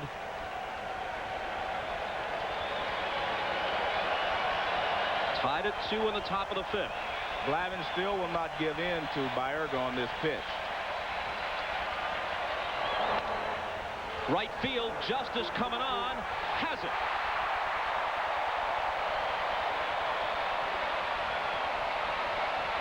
Some strange actions out there, but he made the catch. I thought, Uke, that Justice was having some trouble with this when he wobbled a little bit. What do you think happened? I think he lost the ball in the lights, Bob. You're exactly right. He made his initial run on the ball, then lost it momentarily, recovers, and makes a nice catch on a ball that I'm sure would have been routine. Baerga thought he had the base hit. It was a slicing liner. Baerga thought he had the base hit, a ball in the gap, but Justice made a nice play, recovered very nicely. That's what David Justice was looking at on that slicing liner hit by Baerga.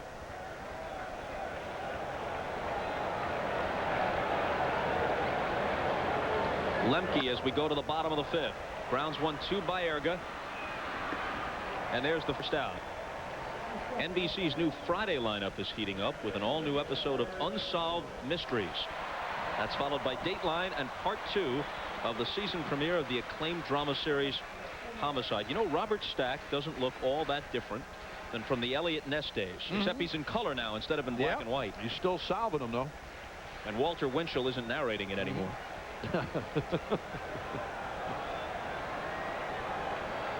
Up steps Chipper Jones. Hit the ball hard twice. Double to right.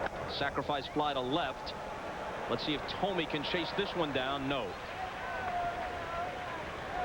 You look at Chipper Jones. Let's see if we can get a close-up of his face. There is at least a faint resemblance to the very young, I'm talking about 1952-53, Mickey Mantle. And in fact, his dad, Larry Sr., and Larry is Chipper's real first name, idolized Mantle and taught the youngster to switch hit in the fashion that Mickey's dad had done for him.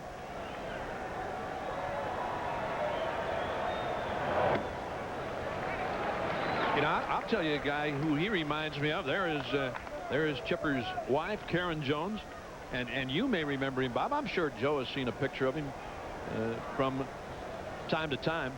Former Yankee third baseman Gil McDougall. That's who he reminds me of, really, facial-wise. And a lot of people are saying, who is Gil McDougall? Well, I'm not going to tell you. Well, not in I'm going to leave it right here. In Cleveland, they know because he's the guy who hit the line drive that struck Herb Score, the great left-hander, and now the longtime voice of the Indians in the head, and short-circuited his career when he was one of the most overpowering left-handers in all of baseball in the 50s. I mean, we're going back a ways with Gil McDougall, but I guess you are with Mickey, too, but he being McDougall, an outstanding Yankee third baseman. 1 out, nobody on. 2-2 to Jones with McGriff on deck. He goes the opposite way, and it drops in front of Bell. He is a more mature hitter than his rookie status would lead you to believe at first glance, Joe. Well, I think one of the reasons he's just having fun. He laid off last year without the entire season, so he comes back this year. He's just happy to be here, and he's still having fun. I mean, this is great for Chipper, and that's the way you're supposed to approach the World Series. This is supposed to be fun, although a lot of players aren't able to address it that way. And you see the reaction of his wife, Karen. She says, "Go, Chipper."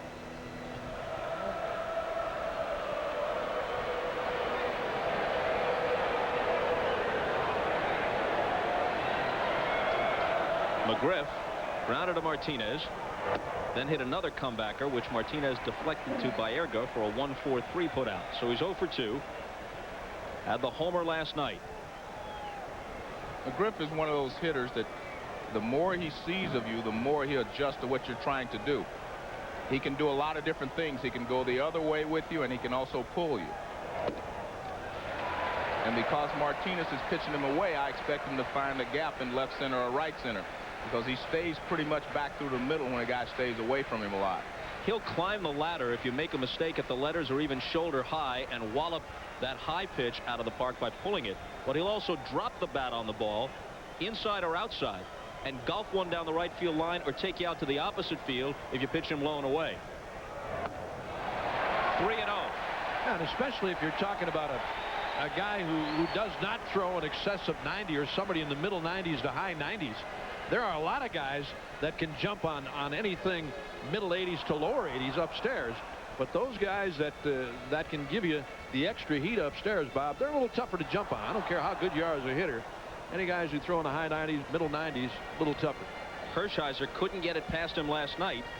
Let's see if we've got that flashback ready. Here it comes right here. This was a first pitch fastball, his first at-bat. And Hershiser knew he'd made a mistake, and McGriff did not let him get away with it. Now sitting on a 3-0 pitch. Gives him the breaking ball, hits it hard to Baerga. There's one to Vizquel, and there's two. Swinging away on 3-0, he grounds into the 4-6-3. Through 5, still tied at 2.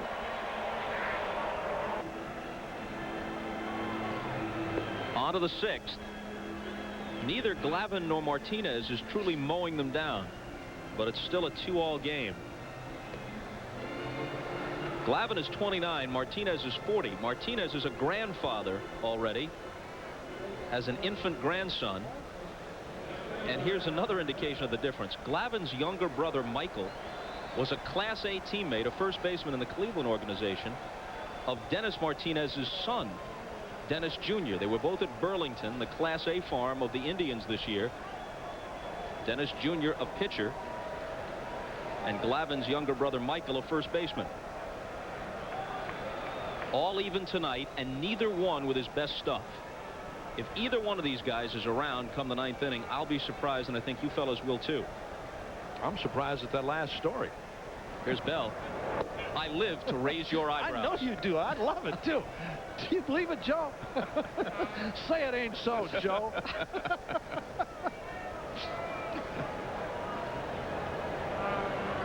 So when you guys are out at the 4-star restaurants, I'm calling room service. I'm hitting the books in the hotel. 2-0 to Bell, who's singled and struck out. I think this is a very key inning for Tom Glavine, because if he can get out of this inning, I think it throws a lot of pressure on the Cleveland Indians. If you can get them to the 6th inning and you're still tied in the bottom of the 6th, I think there's more pressure starts to build on the visiting team when you're in this situation. But you can see he is struggling here with Albert Bell because he doesn't want to make a mistake. By my count, Glavine has been ahead with a first pitch strike only twice all night, and now he's behind 3-0 to Albert Bell with Murray on deck.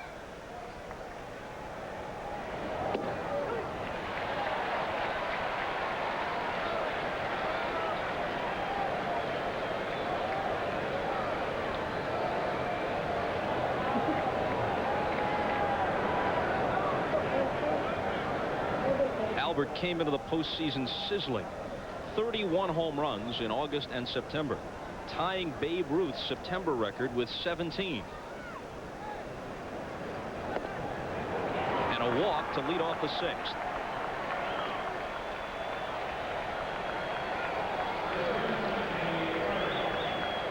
Here's what Murray did his first time up.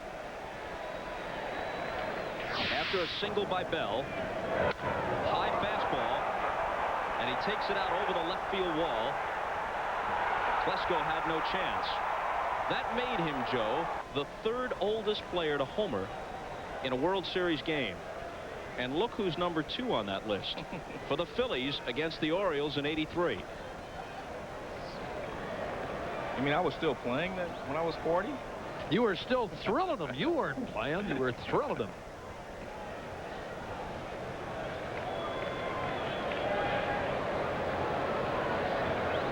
Murray walked his second time up. Swings and misses. But Glavine, like Martinez, will not give in to the middle of the lineup. And you see he walked Bell. He comes right back with a changeup to Eddie Murray. He's a good double play man in Murray, yes. A guy who does not have a lot of speed. And again, in last night's game, beat a lot of sinking fastballs into the ground against Maddox. Albert Bell at first, obviously not a threat to steal, but I'll tell you something. In a double play situation, he is like a Mack truck coming down. Remember the play against Seattle with Joey Cora? Cora with a chance for a double play at second, and somehow Bell got there. He will flatten you. I mean, I'm telling you, he took a shot at Cora and stopped what would have been a double play. Got the force at second, but Cora had no chance to make any kind of a throw to first on a ball that could have been a double play ball. Should have, actually. Was hit very hard. He and his twin brother Terry were football players in high school in Louisiana. Albert had football scholarship offers, went the baseball route at LSU.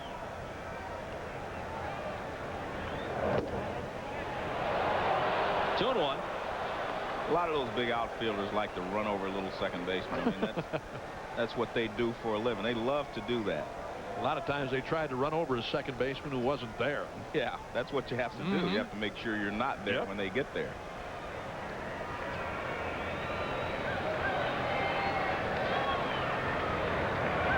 2-1 pitch hit in the air to center. Grissom comes in. There's the first out. Another changeup that Murray hit off the end of the bat. Grissom does play that shallow center field. I mentioned Paul Blair. Anybody else you can think of who played as shallow as Grissom? Well, I had the opportunity to play sometimes with a guy who I thought was one of the best center fielders in my era, and I think Joe saw him play too, and that was Curt Flood. Right. He played in St. Louis, and he played a deep center. He played a deeper center field. He had a great arm, and I mean his strong suit was charging balls that were hit into the gaps or into short center, and I mean he got such a great jump on a ball and played a deep center. I tell you what, if you hit something over Flood's head, it had to be out of the park. 1-0 to Ramirez. 1 for 2 tonight. Runner-up last year to Kansas City's Bob Hamlin in the Rookie of the Year balloting in the American League. Hamlin experienced the sophomore jinx, was sent back to the minors for a period of time this year. Ramirez continued to improve. 2-0, way outside with both of them. And all of a sudden now Glavine has gone almost exclusively to the changeup. Now, when I say changeup, it doesn't mean they're all the same speed. He varies the speed even on his changeups.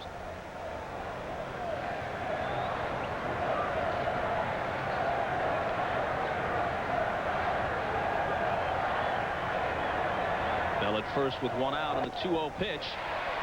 The change again. Yeah, but see, that one was a different speed than the pitch before. And the one thing that Glavine has, he has great arm speed with his changeup. To have an effective changeup, you have to have great arm speed. And it stays on the same plane as his fastball. A lot of changeups will come in a little higher and sink a little bit.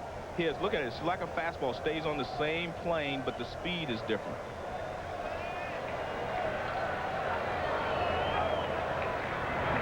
And Bell is back easily.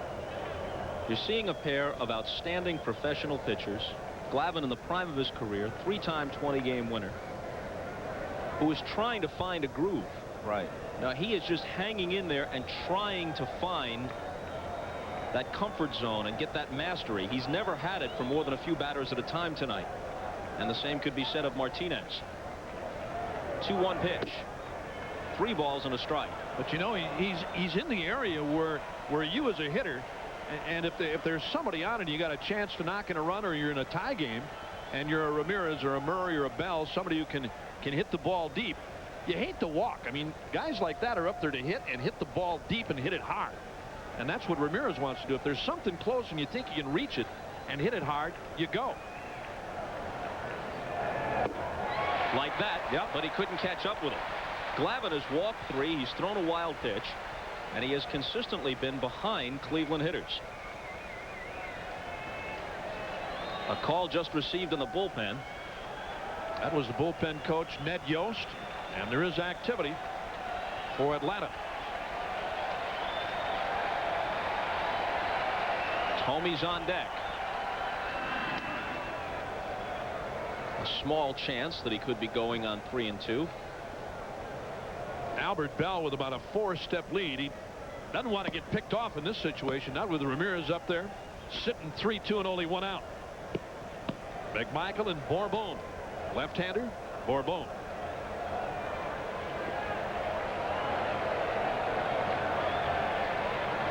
Bell not going. 3-2 pitch fouled off. And that was pretty good hitting there by Ramirez, because that's the first fastball that he has thrown him in this entire at bat.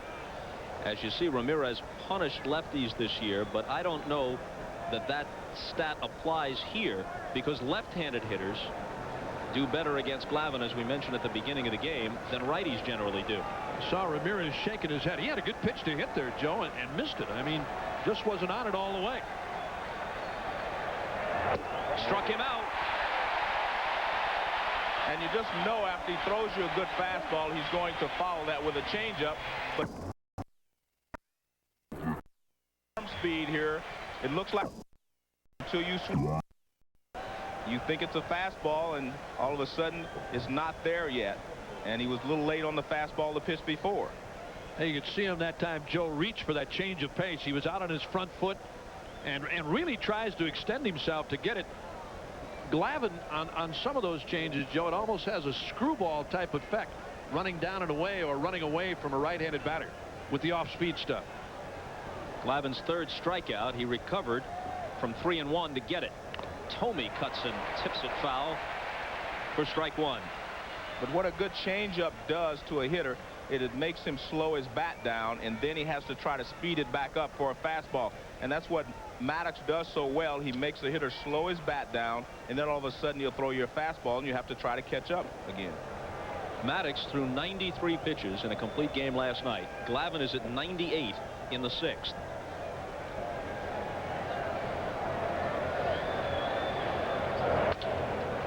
Shortstop Belliard takes it himself, beats Bell to the bag. They strand a man. We go to the bottom of the 6th. Glavine and Martinez still tied at 2.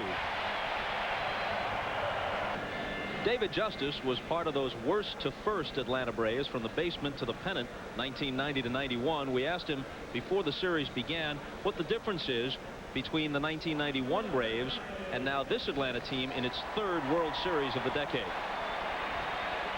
We could do no wrong, so we were in the best possible situation.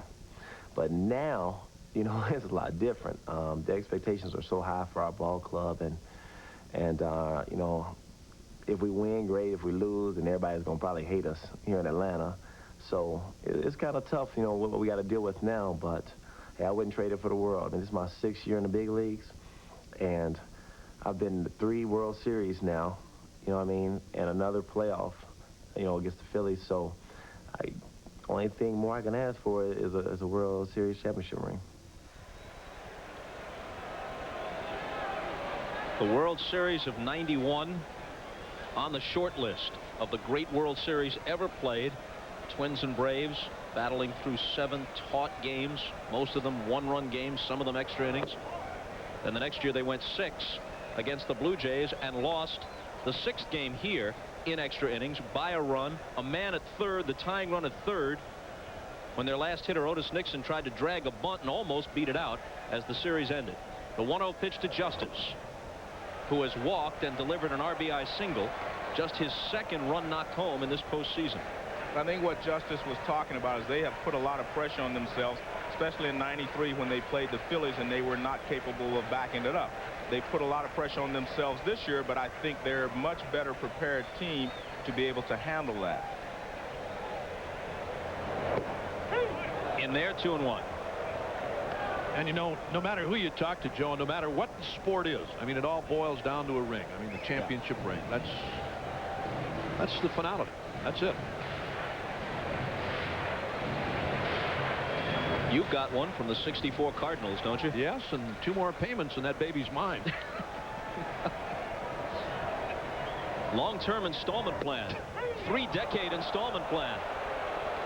2-2 to Justice. Well, Joe Morgan, of course, a world's champion.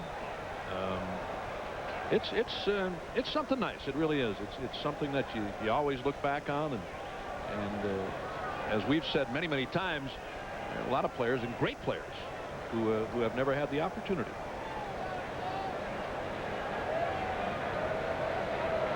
Martinez works 2-2 to Justice, and a full count. Klesko is next, and then Javi Lopez.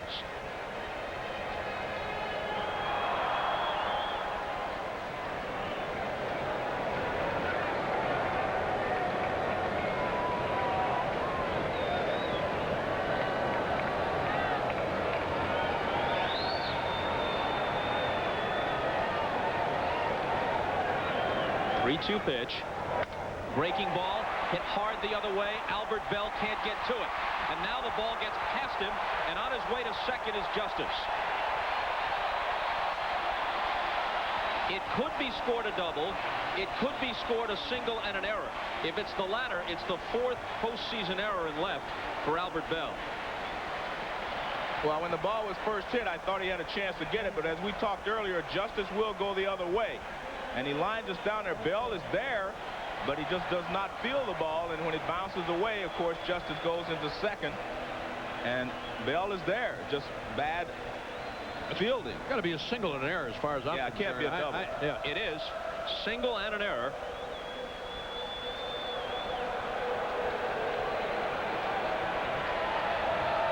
And Klesko steps in on the first pitch. A bouncer toward the right side. Baerga shovels it over to Murray just in time. And there was a little confusion, it looked like, Joe, as to who should have fielded that ball. Well, Murray thought he was going to take it, then he decided to go to the bag, and it was a long run for Baerga. I'm not sure Murray felt that Martinez could get there in time.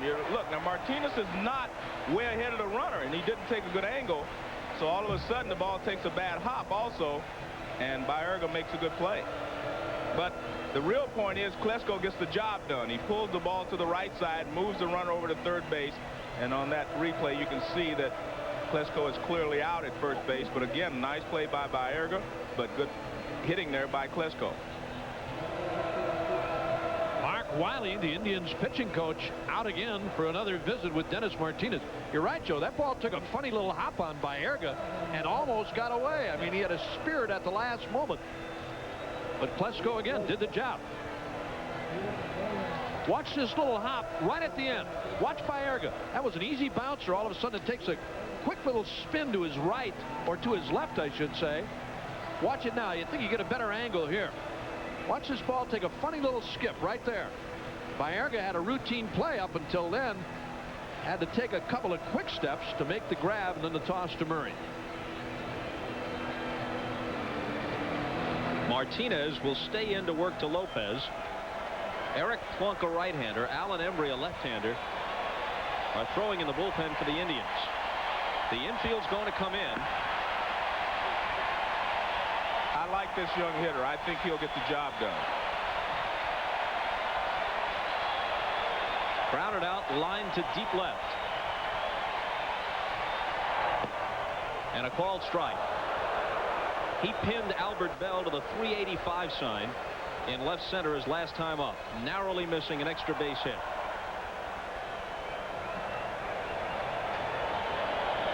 Lopez had the 3-run homer in the 10th that sealed the win in Game 2 of the LCS at Cincinnati. Hit 14 of them in the regular year. Fastball bounced foul, and it's 0-2. Very good pitch there by Martinez. That was a sinker down and in. He wants to keep the ball down so he can get a ground ball to one of his infielders, if not a strikeout. And watch the sink on this ball. See, it starts up and out over the plate, sinks down and in, and Lopez just grounds it foul outside of third.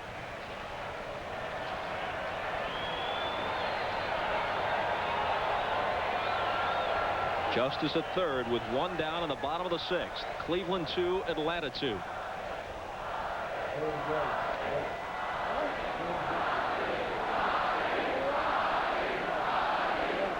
that's why I like Javi Lopez in this situation. Hit very well with runners in scoring position.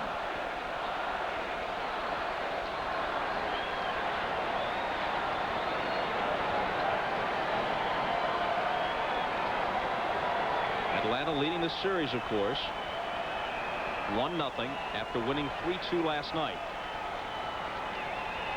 And the 0-2 pitch. Pena backhands it.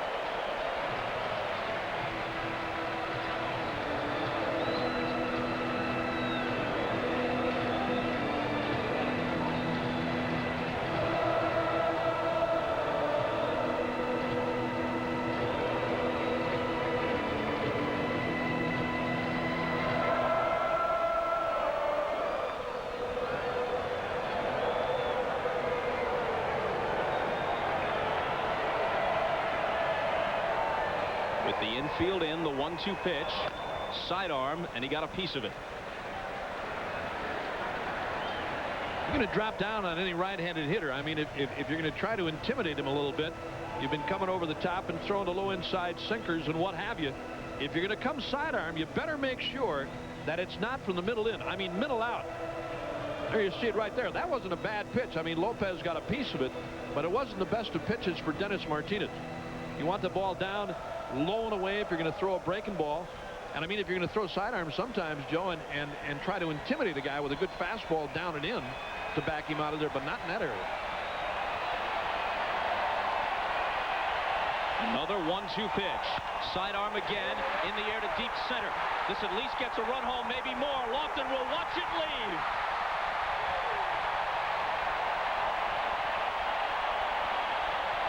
That ball just kept on carrying, and Lopez continues to be a clutch performer in the postseason, snapping the 2-all tie, and the Braves lead it 4-2. You knew it had left the bat that he had snapped the tie with at least a sacrifice fly, but that ball just kept on going. The Braves have not been a good hitting ball club, but they have been a club that produces runs, and they are a powerful hitting ball club that get a lot of clutch base hits, and Javier Lopez is one of the best. We're just talking, Joe, about sidearm pitches. If you're gonna throw somebody sidearm, you better make sure it's from the middle out. I mean, away. That ball was right down Main Street. Look at this. But you have to give Lopez credit. He stays out there, he extends and gets to it. He didn't try to pull it, and he's so strong he can drive the ball out in any part of the ballpark. That's why he's such a good hitter. He's running hard. He has no idea it's going to be gone. He's thinking extra base hit. Maybe he can stretch it into a triple. And then it goes out and you see his reaction. The 1-1 pitch to Belliard. Lopez kept Raffy in the game. If he hadn't come through there with at least the sacrifice fly, they would have pinch hit for Belliard now.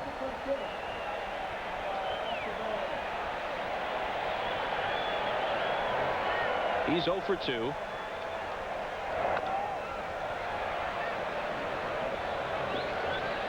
The shortstop, because Jeff Blauser is a scratch for the World Series with a thigh bruise. Belliard hit just .222 this year in limited duty without a home run. In fact, he has one major league homer in a long career. He's coming up on 1,700 at-bats since he hit one out in 1987. Well, everything Belliard did in last night's ball game was uncharacteristic of Belliard. He made an error and he drove in a run. Both are not things that he does on a regular basis. Tries to bunt with 2 strikes, and he'll take a seat for the second out. This 1995 World Series game is brought to you by the makers of Advil. The employee owners of Avis were into the future, into it now, trying harder than ever. And Network MCI, how to get modern communications technology working for your business.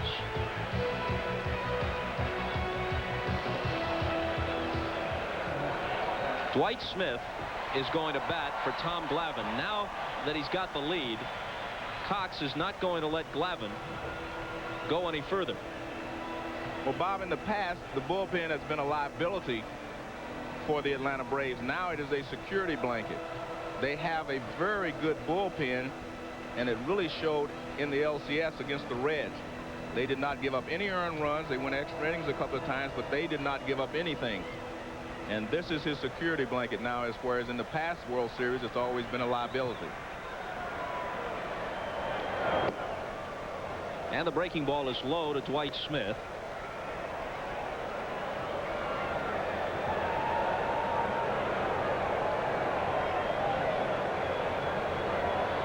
And now on 1-0, he lines one through the middle for a hit. Dwight Smith, a bargain free agent pickup for about $250 grand. Before the year began, he had 16 pinch hits and 18 pinch hit RBIs for them. This ball almost takes the head off of Dennis Martinez.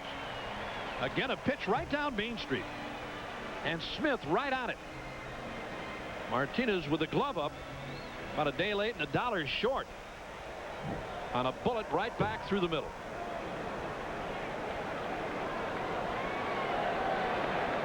That's Mark Wiley on the right of Mike Hargrove. Buddy Bell to his left.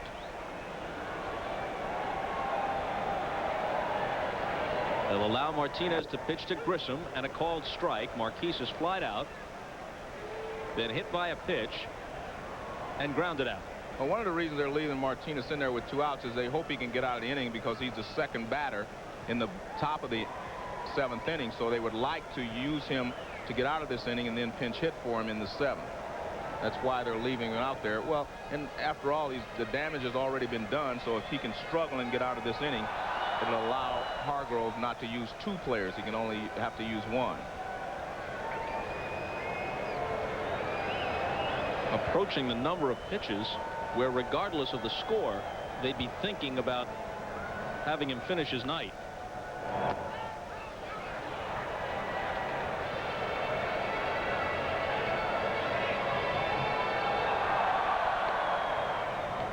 Here's that last breaking ball by Martinez. This time Tony Pena with a backhanded try on that ball. Knocked it down. Off quickly with a mask. Runner holding. Smith at first.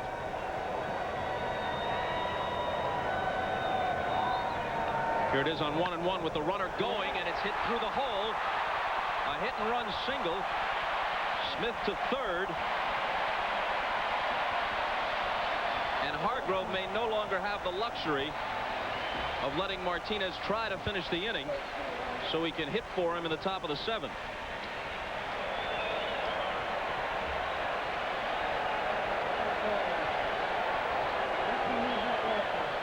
The next hitter, Lemke, is a switch hitter.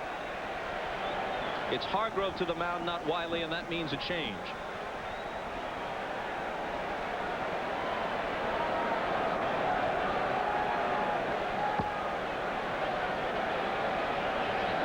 He's going to the bullpen for the left-hander Embry to turn Lemke around, and we'll be right back. This isn't about why. Neither, for that matter, does Tom Glavine, at least not the bottom half. He worked through 6, and then he was taken out for a pinch hitter. Both managers mindful of the fact that their starters were not especially sharp, and it was only a question of who would weaken first. Well, and I think if you match your starters up against the Atlanta Braves starters, you're going to lose. I mean, I really believe that. I think the Cleveland Indians are going to have to match them up for a couple of innings and then change. I'm really surprised that the Braves have shut them down the way they have, Bob. I mean, this is a good hitting ball club, talking about the Indians. And even in tonight's game, Joe, I thought Martinez got away with a lot of pitches upstairs earlier that could have been hit. Well, you're right. That's why I say if you match their starters up, the Indians are going to lose that match.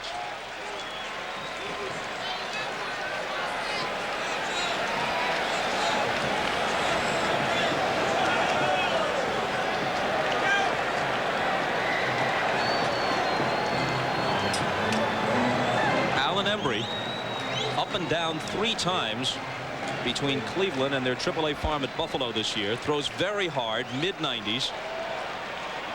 Lemke, who's 1 for 2 with a walk, stands in and takes a fastball high.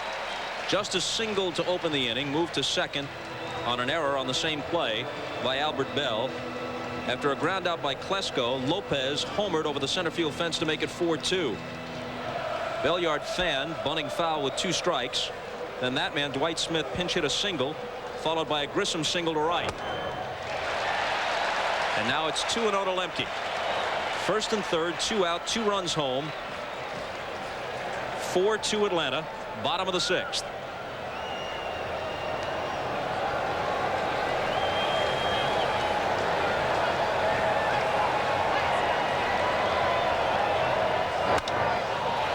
In the air to shallow center. Lofton's going to take it. Now we're going to get our first look at the Atlanta bullpen in this series as we come back after this from your local station.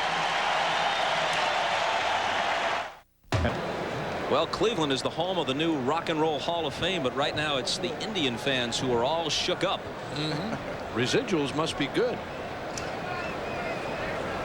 That would be one of your least convincing Elvis impersonators anywhere on the planet. Get out of here.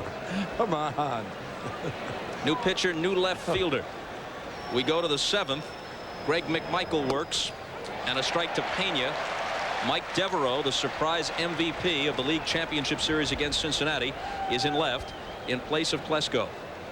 Interesting choice, McMichael, and I think he's bringing him in because of the success that they've had with the changeups.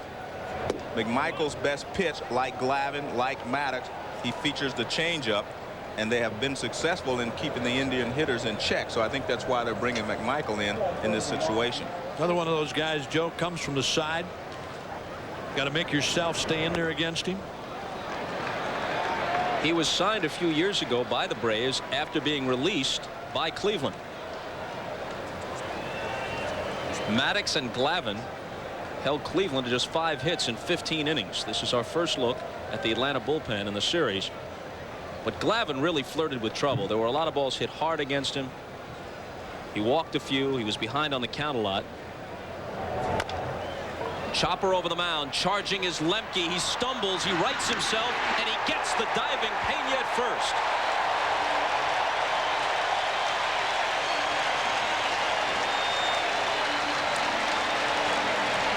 Lemke is one of the best fielding second basemen in the National League, and they have a few real good fielding second basemen in this league. And this is an excellent play. There's the changeup. He hits on top of it. Now this is just a tough play. Makes the play, slips, rights himself, and then fires a strike to first base to get the diving Tony Pena at first base. I mean, this is a tough play. He had to come a long way to get it. If he would have stayed back and let it bounce again, he would not have been able to make the play.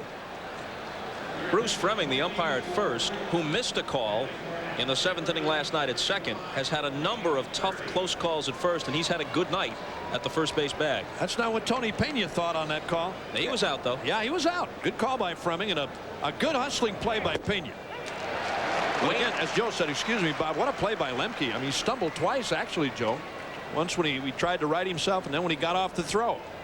Wayne Kirby now batting for Embry, who faced only the one-hitter Lemke. In the Atlanta uniform, and with the motion that McMichael has, he certainly must remind fans of Gene Garber, don't you think, Joe? Yes, he does. And Garber featured the changeup as well. Down and in, 2-1. That's Jim Poole up for the first time in the Cleveland pen. Alejandro Pena back for another tour of duty with Atlanta and back in the postseason. Kirby tries to bunt, fouls it off, 2-2. And according to Bobby Cox, Alejandro Pena was the last piece of his bullpen puzzle. A veteran that has been there before and could bridge the gap between McMichaels and getting to Wohlers, their stopper. With one out and nobody on, here comes the 2-2 pitch. Struck him out. Kirby fans as a pinch hitter. Back to the top now for Lofton. Well, you talk about an outstanding change of pace. Right. Look at how far Kirby is out in front of this one. Again, off speed, down low, and Kirby's gone. And people say, well, haven't the Indians seen change-ups and off-speed pitches before? And the answer is yes, and they've handled them. But I don't think they've seen anyone that will just constantly throw that change-up and in most cases keep it down like that. Isn't it great when you look at some pitchers, Joe, and guys who are, you know, the real hard throwers, I mean the power pitchers. Base hit for Lofton. Just to continue and finish it up, the guys who are the power pitchers and throw an excess of 90, and then you have guys like this who frustrate you and get you out time after time. A reminder, Tuesday night at 8 Eastern, 5 Pacific, we'll have Game 3 of the World Series as it moves to Jacobs Field in Cleveland. First pitch is scheduled for 8:20. We're on the air with the pregame at 8 Eastern and 5 Pacific time.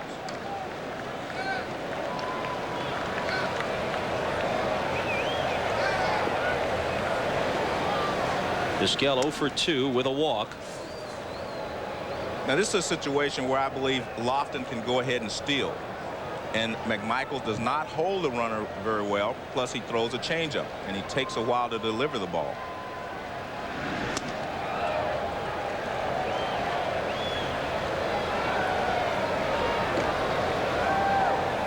Down 4-2 in the 7th.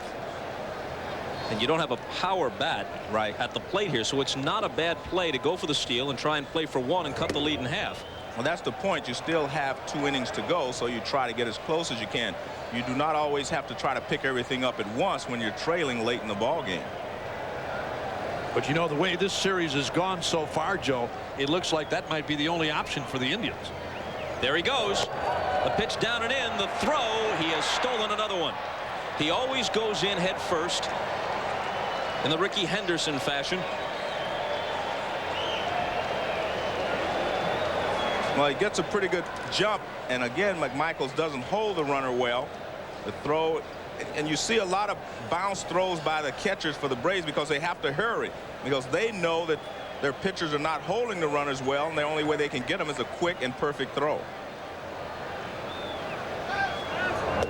Vizquel takes a strike. You take a look at McMichael. See, he has plenty of time to run. He closed his shoulder right away before he picked up his leg. And anytime you do that, you let the runner know where you're going with the pitch. and a good jump there by Lofton. You know, despite the throw being a one-hopper, Joe, if it's on the right field side of the bag, Lemke may have a play there. I mean, it wasn't the toughest of throws to handle, but Lopez threw it to the shortstop side. That's his 4th stolen base in 2 World Series games and his 9th overall in this postseason.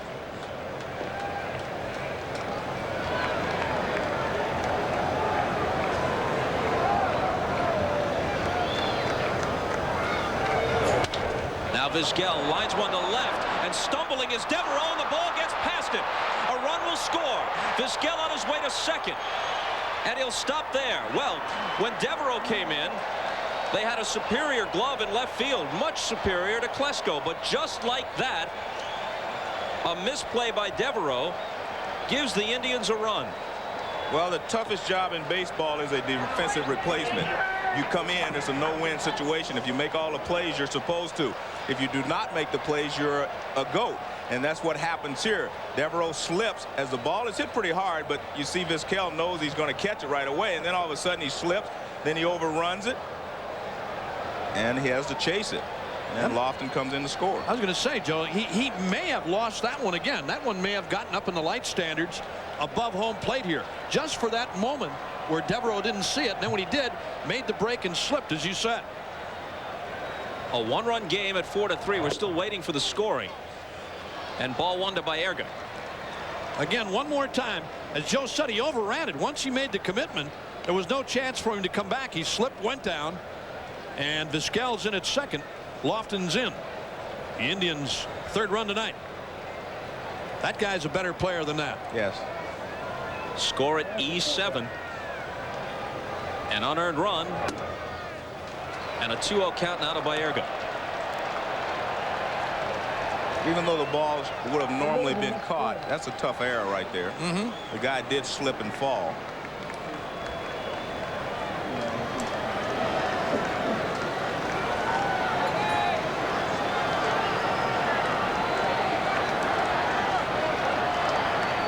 Baerga's 0 for 3. And ahead on the count 3-0. He's hit the ball hard his last 2 times up. As you see, he's had a good postseason. He is playing with a tender ankle, wearing an air cast over that ankle after spraining it in his last at bat against Greg Maddux, last batter of the game in the 9th here last night. His cleat caught at the edge of home plate as he completed a swing. 3-1.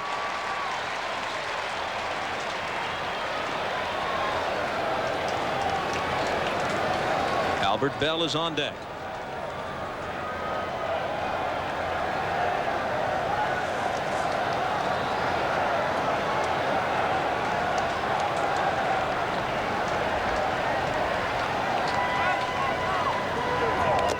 And there's a walk, and it also gets by Lopez on his way to third. Vizquel, big turn there. But he is not going to try to duplicate what Kenny Lofton did in Seattle. Well, now with Albert Bell coming up, if it had been Lofton, he may have tried it. Bobby Cox heading out now as McMichael has had problems here in the 7th inning. That was a tough pitch for Lopez to handle. Got by him. It's a wild pitch. A walk. Baerga's aboard. Vizquel moves to third. And here it is one more time. Through the legs of Lopez. Here it is from a different angle. That pitch bounces in front of home plate, and Javier Lopez, thinking the ball was going to come up on him, stayed down through his legs, and there's Vizquel moving to third on the wild pitch. Those are not the easiest for a catcher to handle. I mean, a breaking ball sometimes will bounce up and get you. Those kinds stay down and have a chance to stay between your legs. We'll be back. You ever hear anyone talk about life like you gotta chew it up and spit it out? You gotta want a different look at that last pitch in the dirt from McMichael. Watch Lopez try to knock it down. It went through his legs and now rolling toward the lower box seats. And here comes Lopez right in your face. It's a tough pitch for a catcher to handle. Normally on a curve from a right-hander, the ball is going to hit the dirt and bounce to your left. You can get your body in front of it. fastballs or a screwball effect type pitch from McMichael, as that one was, they have a tendency to stay down on the ground. And I know, Joe, you've seen it happen 100 times. I've had it happen that way, where you think the ball's going to come up on you. You lift your glove off the ground, and it stays down and scoots between your legs. Tough pitch for Lopez. And you see what he's done in the pass ball department. So McMichael quickly departs. The 36-year-old Alejandro Pena comes in. He was with the Red Sox earlier this year. He faced Albert Bell one time in the American League in 1995, and Bell homered. Well, this is a better matchup for Bell. He's more conventional pitcher, doesn't feature the changeup, comes after you with hard stuff.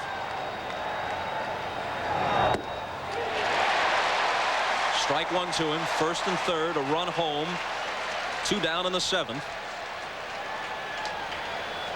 Pena, one of many Bobby Cox has used as his #1 bullpen guy through this stretch of excellence for the Braves, but they've never had anyone hold on to that closer's role for very long, until Wohlers established himself at midseason this year. Fastball foul back. Mike Stanton, Juan Berenguer, Pena at various times, McMichael for a while, Jeff Reardon, Charlie Lebrad in the postseason in '92.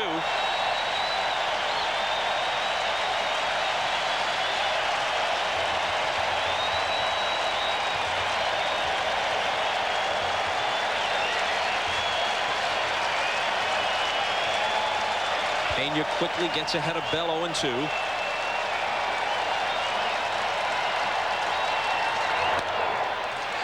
Pop back. Lopez for a look. Near the screen. Has it.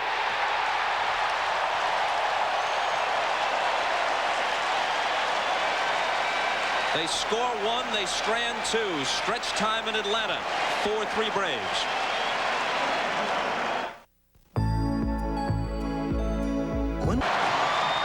This ball just about grazed the screen on the way down, but Lopez had a play. Here's a play that a lot of catchers have a tendency to overrun sometimes. Run back too quickly, throw the mask off, and then charge back, and you have to backpedal. But Lopez took a nice easy trot. The ball, as you said, Bob, close to the screen. He had plenty of room to make the catch. Larry Chambers-Uke is still up there in the Goodyear Blimp Stars and Stripes from Pompano Beach, Florida. I want to ride in that thing one day. I really do. Joe asked about it today, too. Jim Poole, another lefty, finesse guy, doesn't throw all that hard. Into the game as we move to the bottom of the 7th. So Chipper Jones bats right-handed, and he'll be followed by 2 left-handed hitters, McGriff and Justice.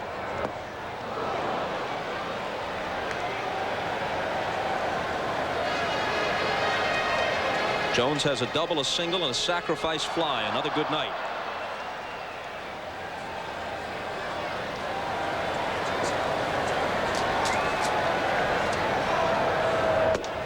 In there, 1-2. Tavares, the right-hander. Assenmacher, the lefty.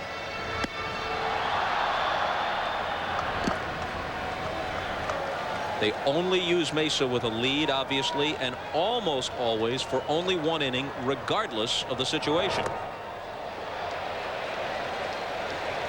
Even in the postseason, Mike Hargrove has never varied from that pattern that served him so well during the year when Mesa was successful in 46 of 48 save situations.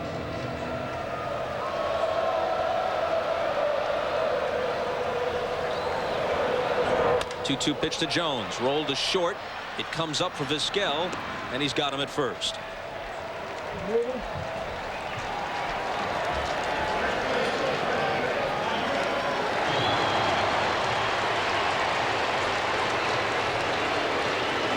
Now McGriff. One guy Dennis Martinez was successful against while Dennis was in there, able to keep the ball down on him. Hit the ball back to the mound twice. Then grounded into a 4-6-3 double play.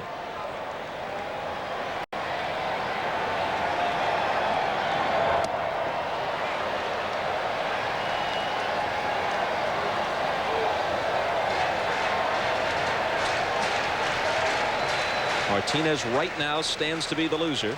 Glavine the winner. 4-3 Braves. 0-2. You know, and again, it wasn't the fact that Martinez pitched all that badly tonight. I mean, this Indian club, for the most part, has been shut down. I mean, the guys who you figure, and it's not going to be a home run every time they're up there, but I mean, because you're a long ball hitter, it doesn't mean home runs. It means balls in the gap, doubles and triples, which has not happened tonight. A pop-up on the infield, and Vizquel, who will win almost certainly his 3rd consecutive Gold Glove, makes the play. Next Saturday, 11:30 a.m. Eastern, the Breeders' Cup live from Belmont Park in New York. Always one of the great days in thoroughbred racing, and we'll have it for you at 11:30 in the morning Eastern Time. You'd have been a good jock. Huh? You like horses? I can see you in the irons. I see you on Top Cigar. In the irons with that crop in your hand and whipping that horse to the finish line. I can see it. Have to take off a few lbs. No, you're all right. Get down That's to a that, big horse. get down to that 98 or 100 pounds for a jockey. That's a huge horse. He can carry you. Justice ahead of Poole 2-0. 2 out, nobody on in the bottom of the 7th.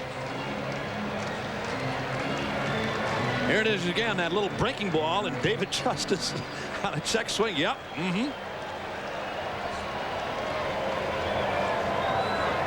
Justice, a pair of singles and a walk tonight. See him talking to himself? Well, you know what he's doing? He's trying to make himself stay back. In the last couple of series, especially the one against Cincinnati, he said he was jumping out there too quickly, and he thought he did the same thing last night. He said he's going to have to try to stay back, and I think that's what he's doing, saying to himself, stay back, stay back. And he's doing a pretty good job of it. Yeah, it's nice to say stay back, Joe, and you also got to tell yourself, and especially against the left-hander, stay in there. Stay in. I mean, don't let your backside fly out. He's talking to himself right now. Throw me another good one. Throw me something close. In there, full count. Yeah, but I think he wanted a fastball right there. You're right, absolutely. That's Jim McKeon. Is that a pretty good pitch?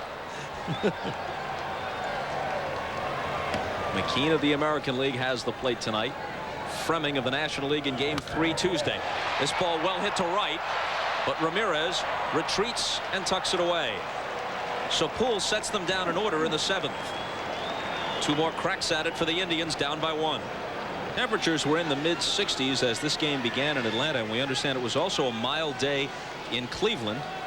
Considering how cold it was for Game 5 of the LCS, a lot of people were concerned about the weather conditions for Games 3, 4, and 5 in Cleveland. Right now, the forecast for Tuesday again calls for mild temperatures, high 50s, low 60s, but a chance of rain on Tuesday.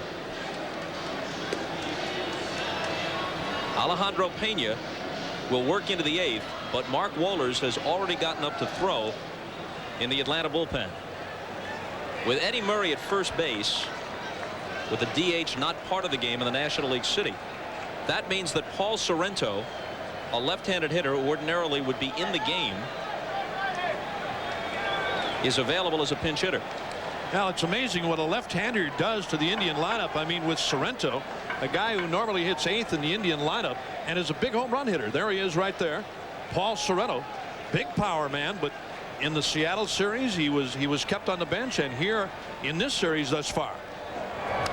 Murray fouls the first one back. Actually, Herbert Perry, the right-handed hitter, might have started tonight against the lefty Glavine, although, as we've pointed out, with left-handed hitters doing so much better against Glavine than righties, maybe had the DH been available to him, Murray would have DH'd and Sorrento would have played first base for Hargrove tonight. In any case, Sorrento would have been the starter last night against Maddox, and he has seen no action at all to this point. Absolutely. There is Herbert Perry, right-handed batting first baseman, a youngster with power. But again, I mean, you have to keep Murray in the lineup, and he's proven his worth for sure. But again, to keep that kind of a bat out of the lineup, Joe, a guy like Sorrento, who can hit and hit you deep, can hit for average. 2-1 to Murray. Well, what you have to look at is the fact that The only guys they might pinch hit for are Pena and Martinez. If we look at the fastball inside, Eddie just kind of loses his balance. It wasn't that far in. And you'll take a look. So it's not that far off the plate, but Eddie gets lost his balance a little bit. Pena working to his one-time Dodger teammate Eddie Murray. Reaches for it, lifts it to center.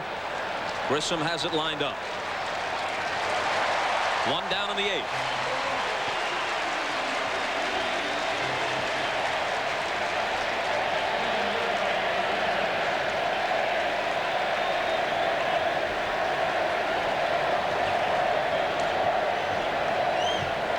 Now it'll be Ramirez. When you compare stats across leagues, you've always got to take it with a couple of extra grains of salt. But Cleveland hit .291 for the year. Atlanta hit .250. Cleveland hit 207 home runs with the DH, of course, to 160 for the Braves. They stole almost twice as many bases, 132 to 73. And although Atlanta's pitching is the best in baseball, Cleveland's was the best in the American League.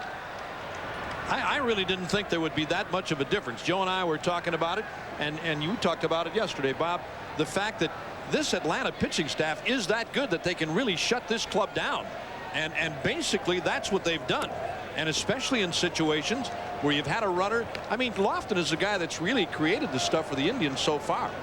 The steals and moving up on wild pitches and some daring base running. But I mean, they have shut this Indian club down. I'm sure the Indians are just as surprised as everybody else, unless you're a National League fan and a Braves fan. 1-1 from Pena. Exceeds 90 on the gun. Broken bat looper center field. No one can get it. Belliard out and Grissom in, and it drops between them for a one-out single. The second hit of the night for Ramirez. And both times he has broken his bat. The first time he hit one toward the end. This one he breaks it on the handle. But he's strong enough to get a base hit. And a good effort here by Belliard. He gets out there and almost gets there, but not quite. And the Indians now have the go-ahead run in the person of Jim Thome. And we've seen him in this position before.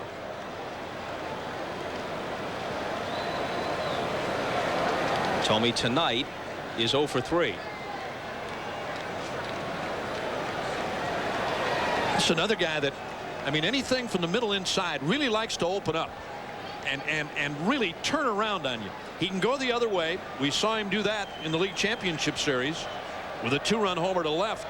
But I mean, basically he tries to take it to right and deep. I mean, hit you hard. He's a throwback hitter in your mind, right, Joe? Yeah, he reminds me of the throwback hitters, the old third baseman. Like, and one comes to mind, Eddie Matthews. He gets his hips out of the way and he can pull the bat through. It helps him hit with it. He hits really with his upper body because he's so strong. His hips clear so he can get the bat through the zone. And by doing that, he can keep a lot of those inside pitches fair, where a lot of hitters would have to pull them foul. Look at the way the outfield plays, Thome. I mean, we're talking about him trying to turn a ball. Look at Devereaux in right. He's only about 40 feet off, I should say in left, only about 40 feet off the line in left. Grissom in center, slightly in the left center, and then Justice deep in right. Well, I guess the answer to that is they're going to try to run the fastball away from him. That's the only thing I can think of, because to play him that far around. Yeah, they're trying to stay away, of course. And Pena, if he throws you the good fastball away, it's going to be difficult for you to pull it down the line. What Pena likes to do, especially against left-handed hitters, is to go to that fork ball, especially when he gets you down 2 strikes. There's Lopez. It's going to be a fastball, probably away. Let's see.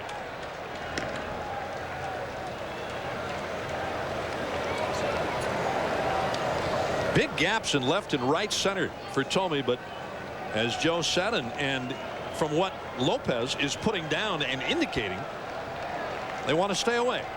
Go away with hard stuff. Let's see. Fastball inside, fastball away.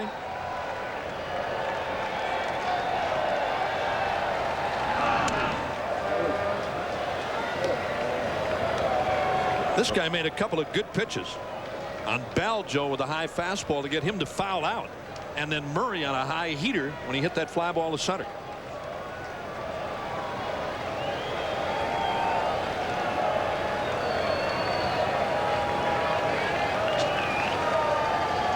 The 1-1 pitch. 2-1. Was that a changeup? Yes. Like a change of pace. Yeah, well, he asked for the fastball in. He said no. He asked for the fastball away. He said no, and then he decided on the changeup. Bobby Cox defending his ball club, saying, hey, we haven't won the World Series, it's true, but we could have won a couple of times. We've accomplished so much. I don't feel we have anything to prove. We want to win because it's nice to win, not for vindication. Now this ought to be the fastball away now. Lopez setting up outside. There it is. Nobody aboard at second, and Lopez, as a lot of catchers do. I mean, a lot of guys like to go through that whole different set of signs. Lopez, and I know Charlie O'Brien works that way, as do a lot of other catchers. Put down one where you want it. You see Lopez indicate with his index finger. That means he wants it away from Thome. If he puts down one with his little finger, he wants it inside. Let's see what he does here. Now Thome is mindful of the scouting reports. He's got to be thinking about the forkball or split finger in this situation. Fastball inside. A throw in to first base, and they got him.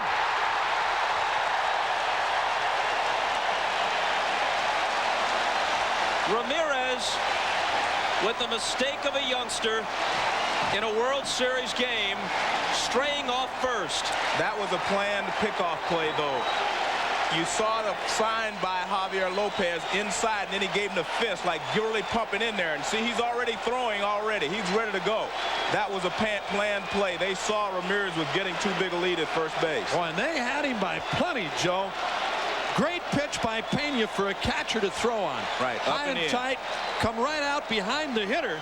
There's nobody in your way. I mean, you got a clear shot to first, and he threw a strike. And now Thome draws a walk. Wow, what a big play. Yeah, but see, they wanted to pick Ramirez off. Once they picked Ramirez off, they were saying to themselves, I do not have to give in to Thome anymore. This is a big, big play. And he had him by plenty. Fleming right on it. A perfect strike by Lopez. Oh, boy.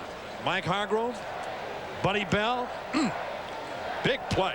So, Joe, you're saying on that play, it's set up not just between the catcher and the first baseman, but the pitch itself is designed to give Lopez the location to throw on. Well, did you see he gave the sign as one inside, and then he pumped his fist like up and in, which he wanted a good mustard on the fastball, which he got, and he turned and fired to first base. Now Hargrove is going to go to his bench, and Bobby Cox will do the same. Cox is going to have a double switch in place here. Polonia to left.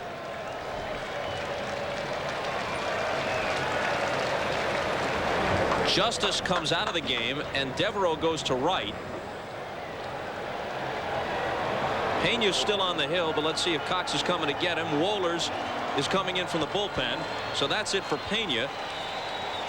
And Sorrento will pinch hit for Tony Pena.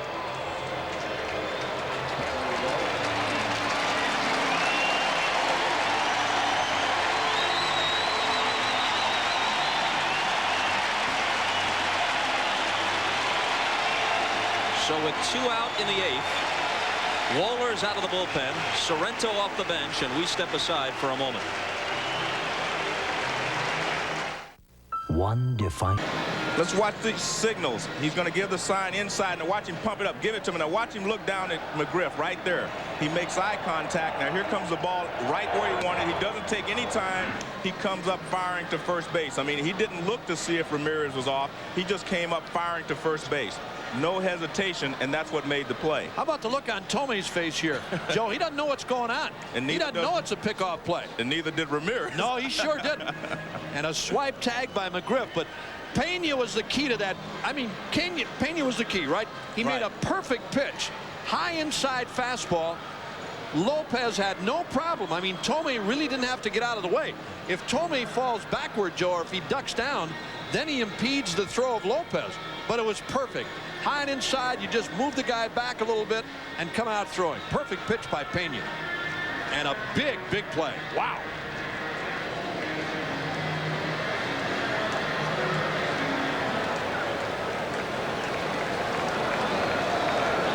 Ramirez alone with his thoughts in the corner of the dugout. Sorrento has come out of that dugout. He had .235 for the year with 25 homers. This is his first at bat of the World Series. He was 0 for 2 with a walk as a reserve for the Twins in '91 in the World Series against the Braves. Mark Wohlers, who sometimes reaches triple digits on the radar gun, comes in.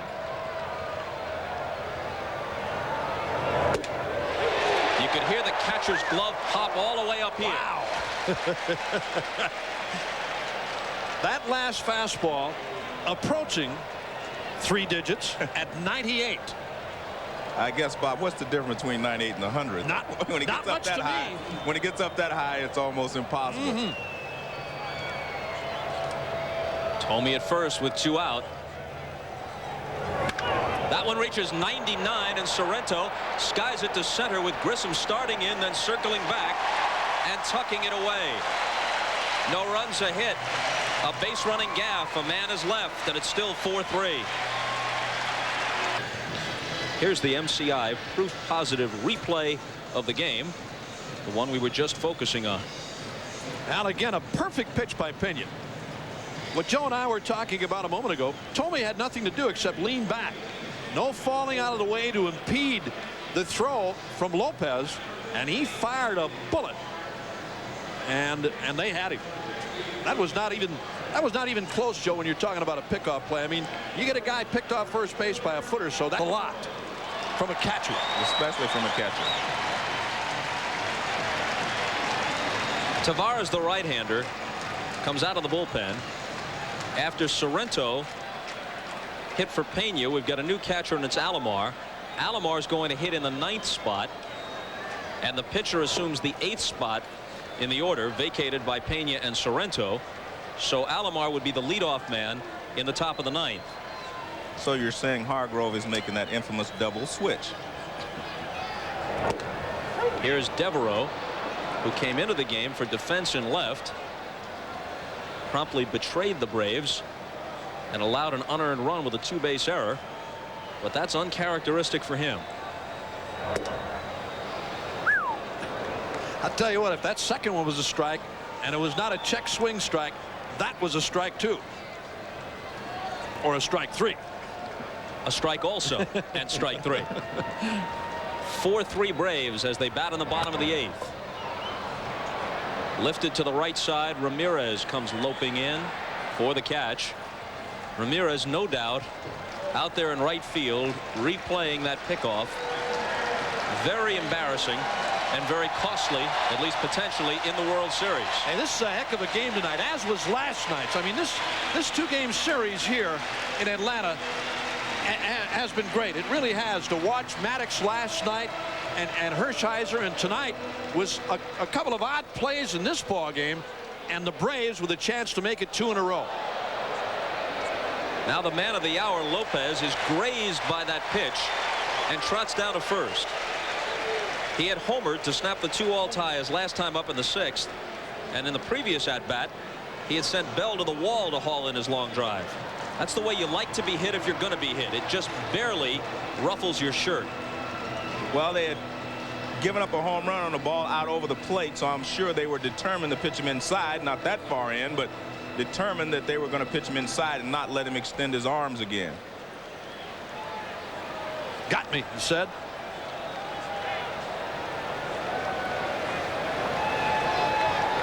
Belliard, the shortstop,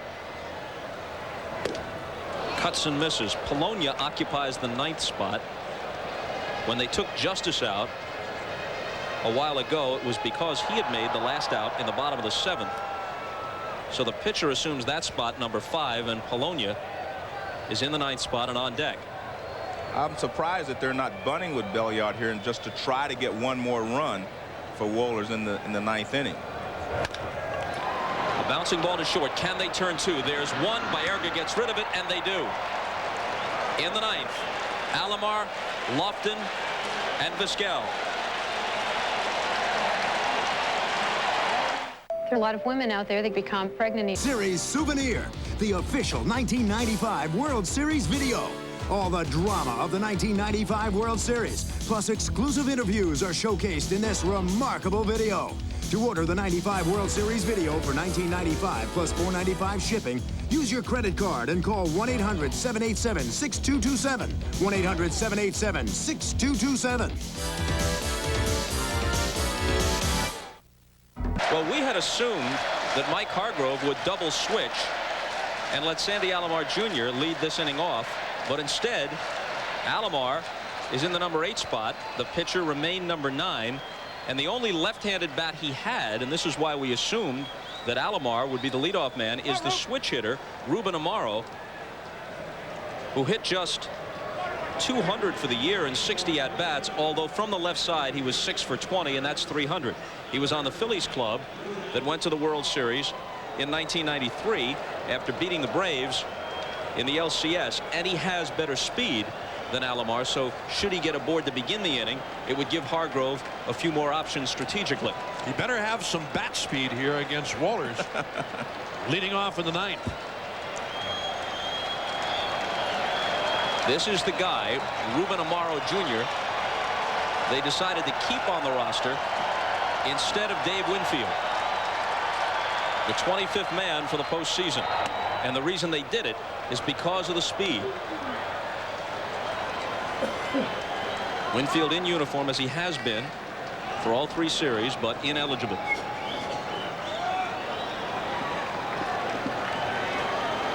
Walters trying to save it for Glavine.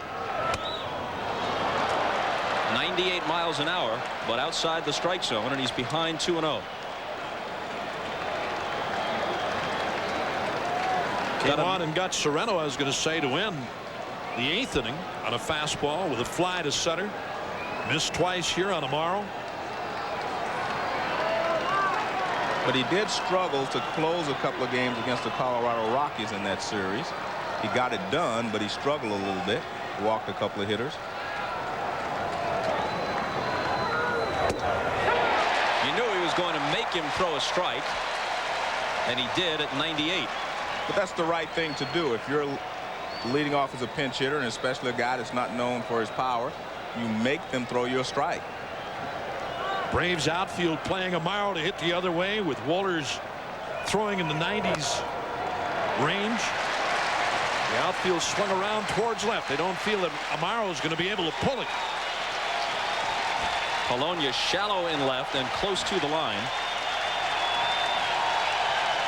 Now they're making noise here in Atlanta now. 2 outs away from a 2-0 lead. 3, I should say. But with only the slimmest of margins to work with.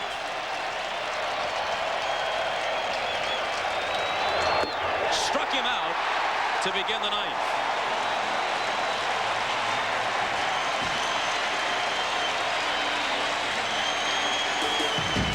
This 1995 World Series game is brought to you by Bud Light, official sponsor of the 1996 U.S. Olympic team and the Centennial Olympic Games in Atlanta. Make it a Bud Light. Texaco Clean System 3 gasolines, and the men and women of General Motors. Got a brief glimpse of Dave Winfield a moment ago. One of the great moments of his career came in this ballpark. He delivered the double off Charlie Lebrand in extra innings that wound up winning Game 6 of the World Series in '92 for the Blue Jays. The series deciding hit. Here's Lofton. A bouncing ball. Jones has it. Throws him out. If Jones, who was in close, had been unable to cut that ball off and it had to be Belliard charging from short, no way he gets Lofton. No chance to get him whatsoever. And again, Walters with a great fastball. And here's Lofton beating it into the ground. Jones quickly off the line, and an easy play. Easy play for the 2nd out in the 9th.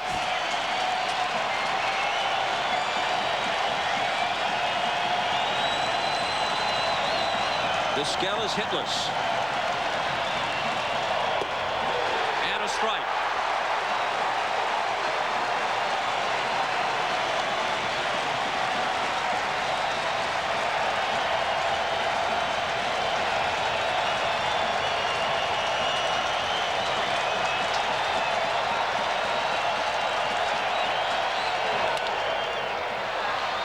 And that's through for a hit as Wohlers tried to barehand it.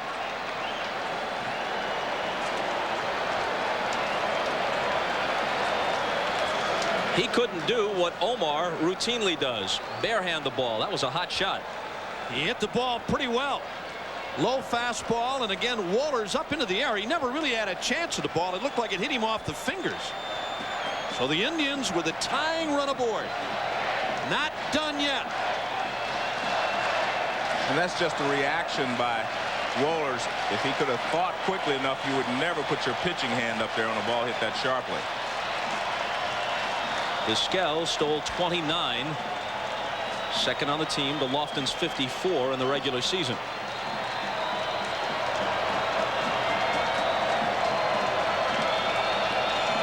Baerga takes it high. He's 0 for 3 with a walk. But he's lined out hard, once to left and once to right in this game.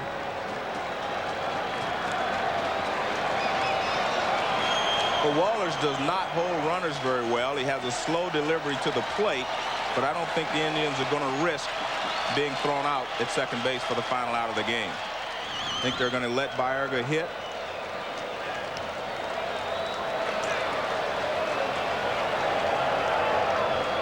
You got to at least give this guy a chance and get Bell up there, Joe. Right.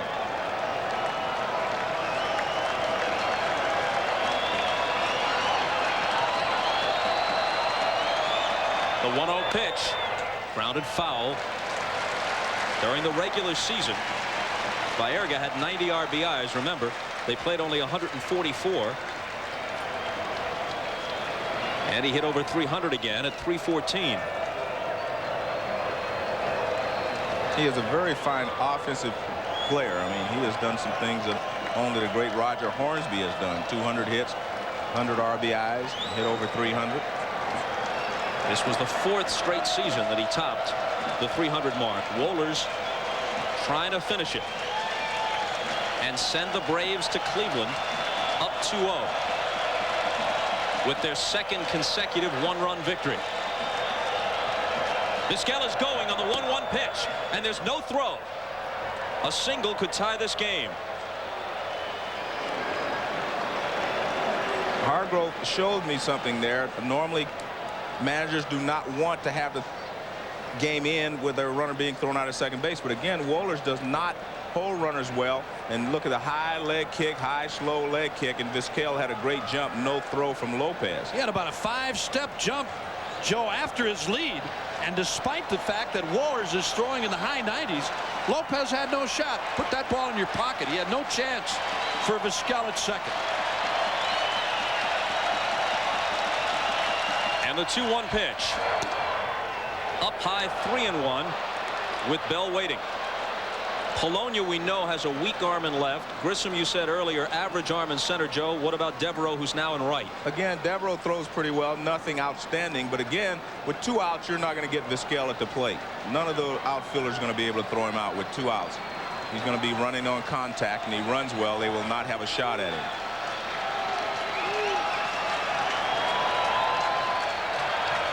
And the 3-1 pitch. Fouled off, full count. He had one to hit. Fastball right down the pipe. He had one to drive and hit deep and fouled it back. Well, the ball has to be down if you're going to face Wohlers and drive the ball. It has to be down.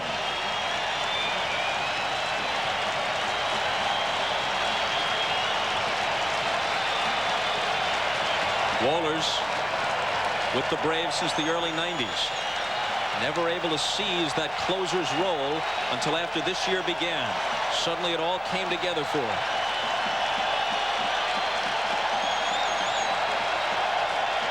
The 3-2 is coming. And we'll do it all over again. Well, and it's great.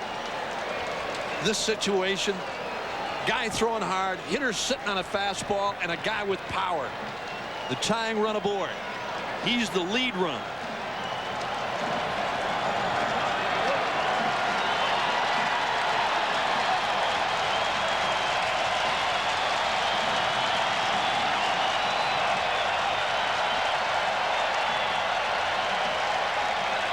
And Wohlers steps off.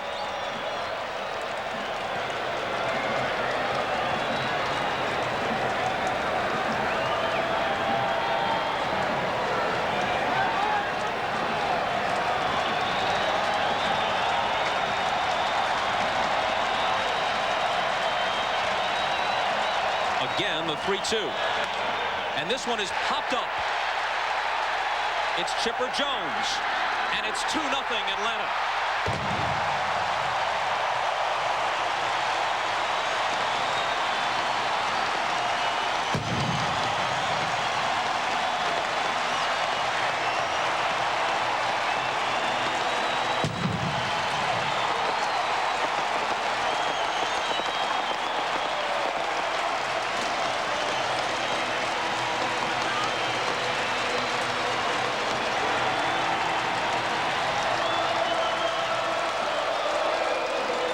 Well, in their third World Series of this decade, this is the first time the Braves have won the first 2 games. In '91, they lost the first 2 in Minnesota, won 3 here, then dropped the 6th and 7th games back at the Metrodome.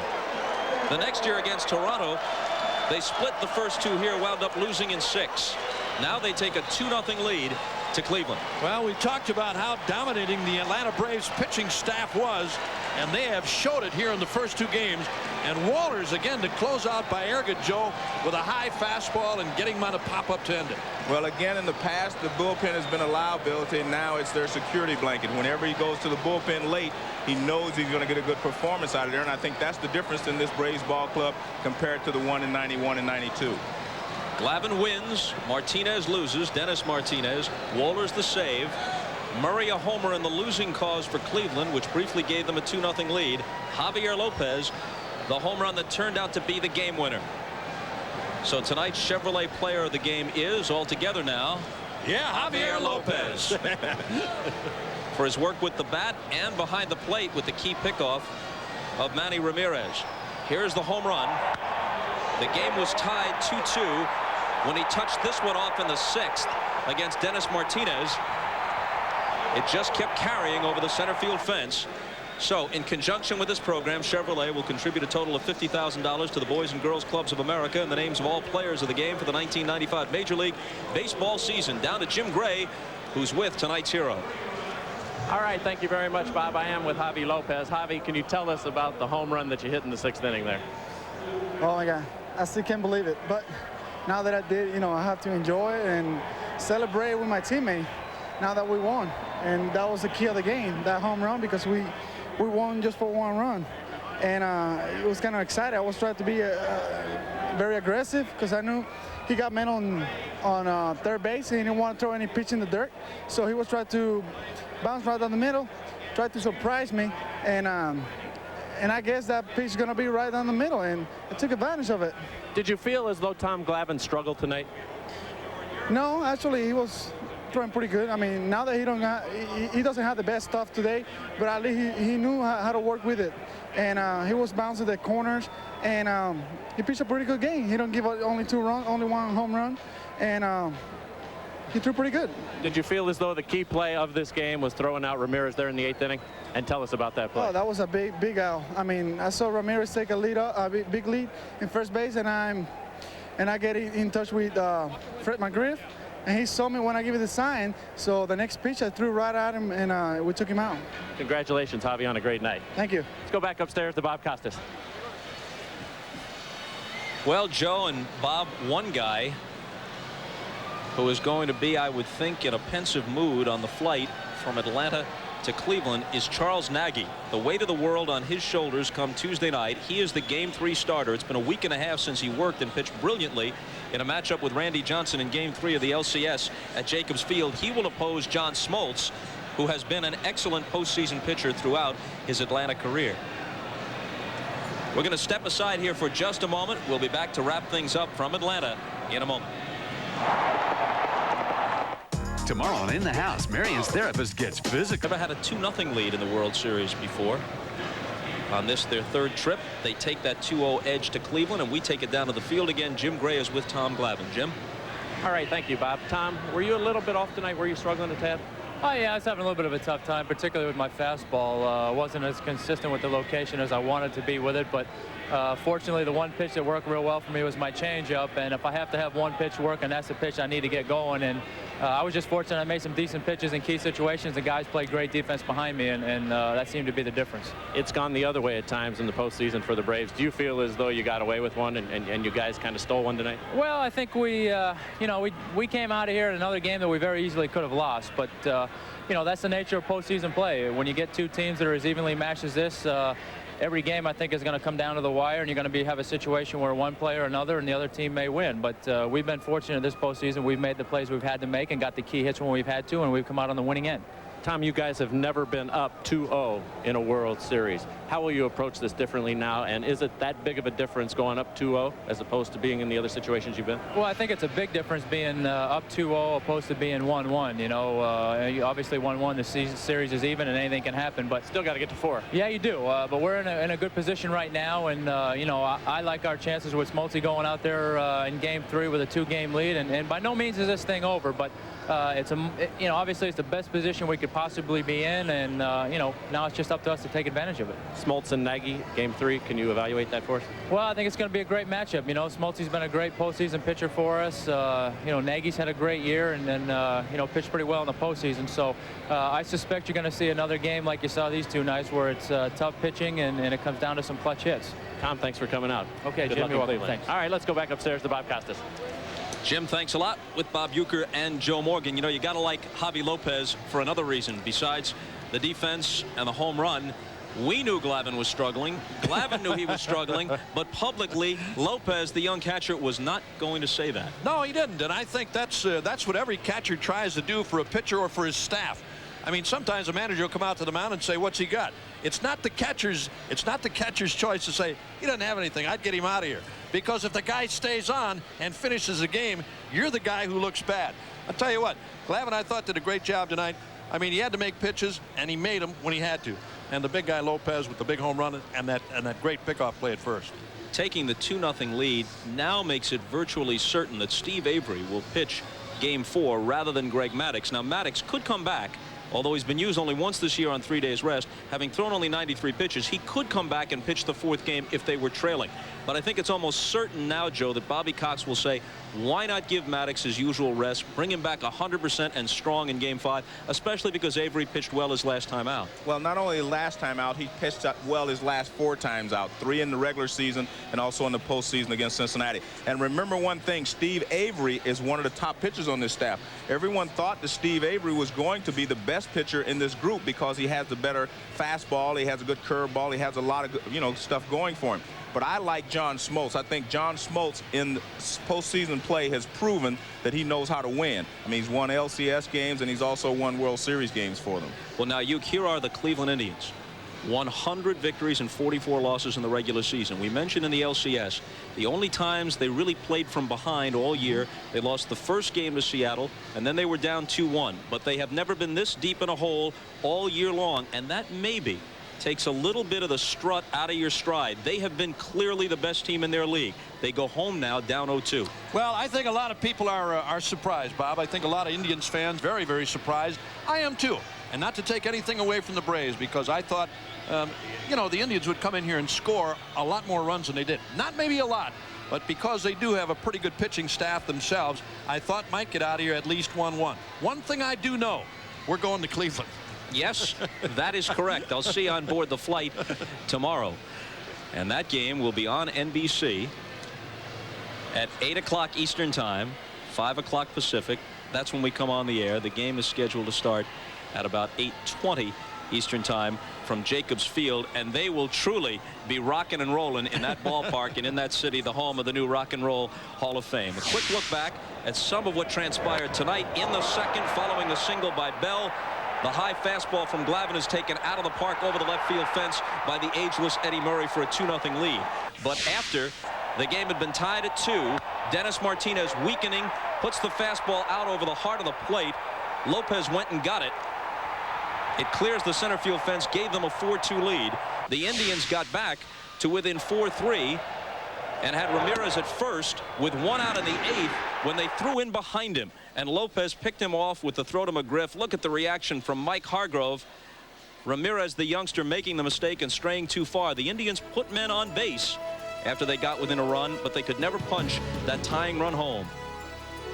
Little Rafi Belliard has to jump at 5'6" to accept the high five from a teammate. It's Lopez who's standing especially tall tonight. Lemke behind him, one of those who have been on 2 previous World Series teams that came just this close but didn't quite get there. Different reaction on the other side for Joe Morgan and Bob Uecker. I'll be Bob Costas. He can be Uecker. Good night, everybody.